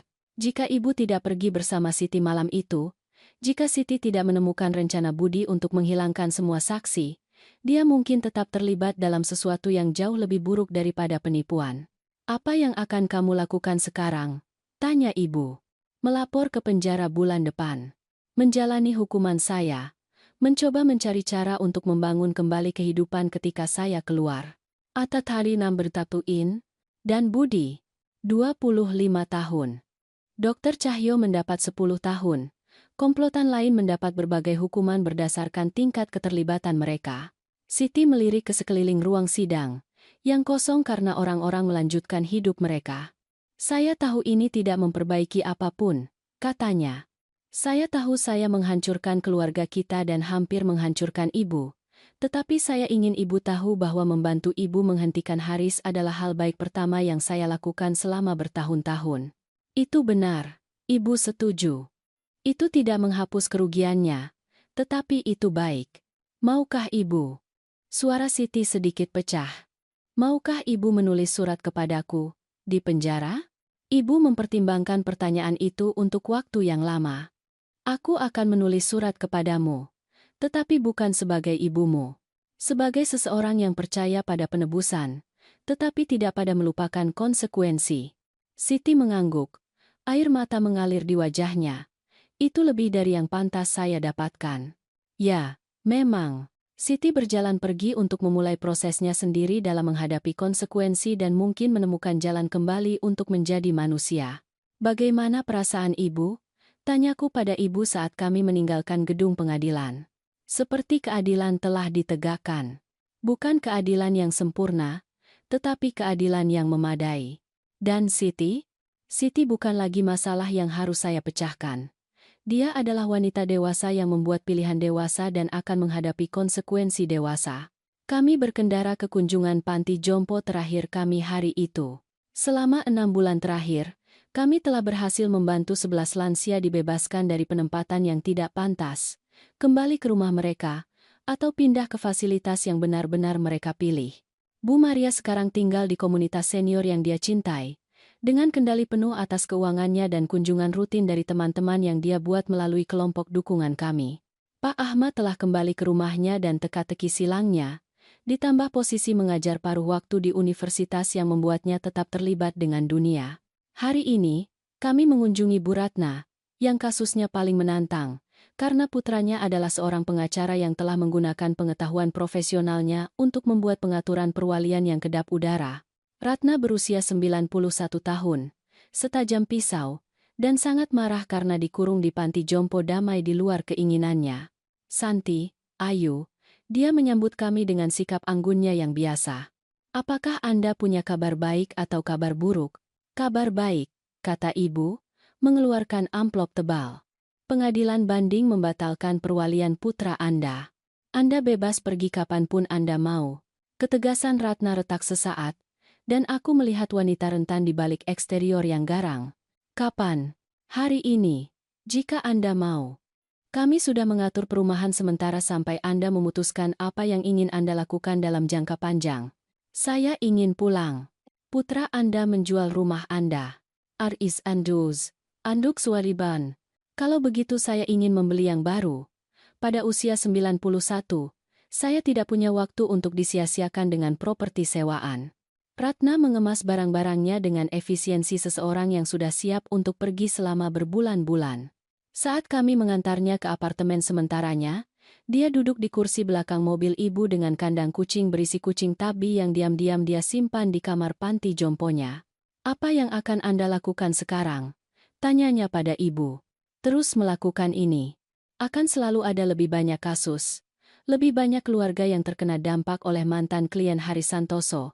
Lebih banyak lansia yang membutuhkan advokat. Dan secara pribadi, apa yang akan Santi lakukan untuk Santi? Ibu mempertimbangkan pertanyaan itu. Saya sedang berpikir untuk menjual rumah saya. Benarkah? Ini adalah yang pertama kali ku dengar. Itu terlalu besar untuk satu orang. Dan uangnya bisa mendanai pekerjaan advokasi kita. Saya sudah melihat rumah kota di dekat pusat kota. Jarak berjalan kaki ke gedung pengadilan dan kantor bantuan hukum. Ibu ingin pindah lebih dekat ke pekerjaan? Aku ingin pindah lebih dekat ke tujuan. Malam itu, Arman datang untuk makan malam untuk merayakan hukuman Haris dan pembebasan Ratna. Saat kami duduk di sekitar meja makan ibu, yang sebentar lagi akan menjadi meja makan orang lain, aku merenungkan betapa banyak yang telah berubah sejak skema pesta ulang tahun Siti. Nenek, kata Arman. Aku diterima di sekolah hukum. Itu luar biasa. Kapan kamu mulai? Semester musim gugur. Aku akan berspesialisasi dalam hukum lansia. Mengikuti bisnis keluarga? Seseorang perlu memahami sistem hukum cukup baik untuk mengalahkannya ketika itu digunakan untuk menyakiti orang. Ibu meraih ke seberang meja untuk meremas tangannya. Ayahmu pasti bangga. Aku pikir begitu. Aku juga berpikir dia akan bangga dengan apa yang ibu dan nenek lakukan. Tati kungganya kumansanando truma. Tata kumandandaria tetandarnya. Kami hanya mencoba mengubah sesuatu yang mengerikan menjadi sesuatu yang berguna. Ibu melakukan lebih dari itu. Ibu memastikan ini tidak terjadi pada keluarga lain. Setelah makan malam, ibu dan aku duduk di teras belakangnya, melihat ke kebun yang telah dia rawat selama 30 tahun. Segera, orang lain akan menanam tomat dan memangkas mawar di ruang ini. Ada penyesalan? Tanyaku. Tentang menjual rumah? Tidak. Tentang Siti? Itu lebih rumit. Antaraman, Kerikando. Kenapa? Aku menyesal dia berpikir mencuri dariku lebih mudah daripada meminta bantuan. Aku menyesal dia percaya aku lebih peduli pada uang daripada pada kesejahteraannya. Aku menyesal hubungan kita memburuk sampai pada titik di mana dia melihatku sebagai rintangan daripada seorang ibu. Tetapi aku tidak menyesal menghentikannya. Aku tidak menyesal konsekuensi yang dia hadapi. Dan aku tidak menyesal menemukan bahwa aku lebih kuat daripada siapapun. Termasuk diriku sendiri, yang kupikirkan. Ibu berusia 85 tahun, dan ibu memulai karir baru. Aku berusia 85 tahun, dan aku akhirnya tahu ingin menjadi apa ketika aku besar. Matahari terbenam di balik pohon-pohon yang ditanam ibu puluhan tahun yang lalu, melemparkan bayangan panjang melintasi halaman tempat dia membesarkan putri-putrinya, menguburkan suaminya, dan merencanakan apa yang dia pikir akan menjadi masa pensiun yang tenang.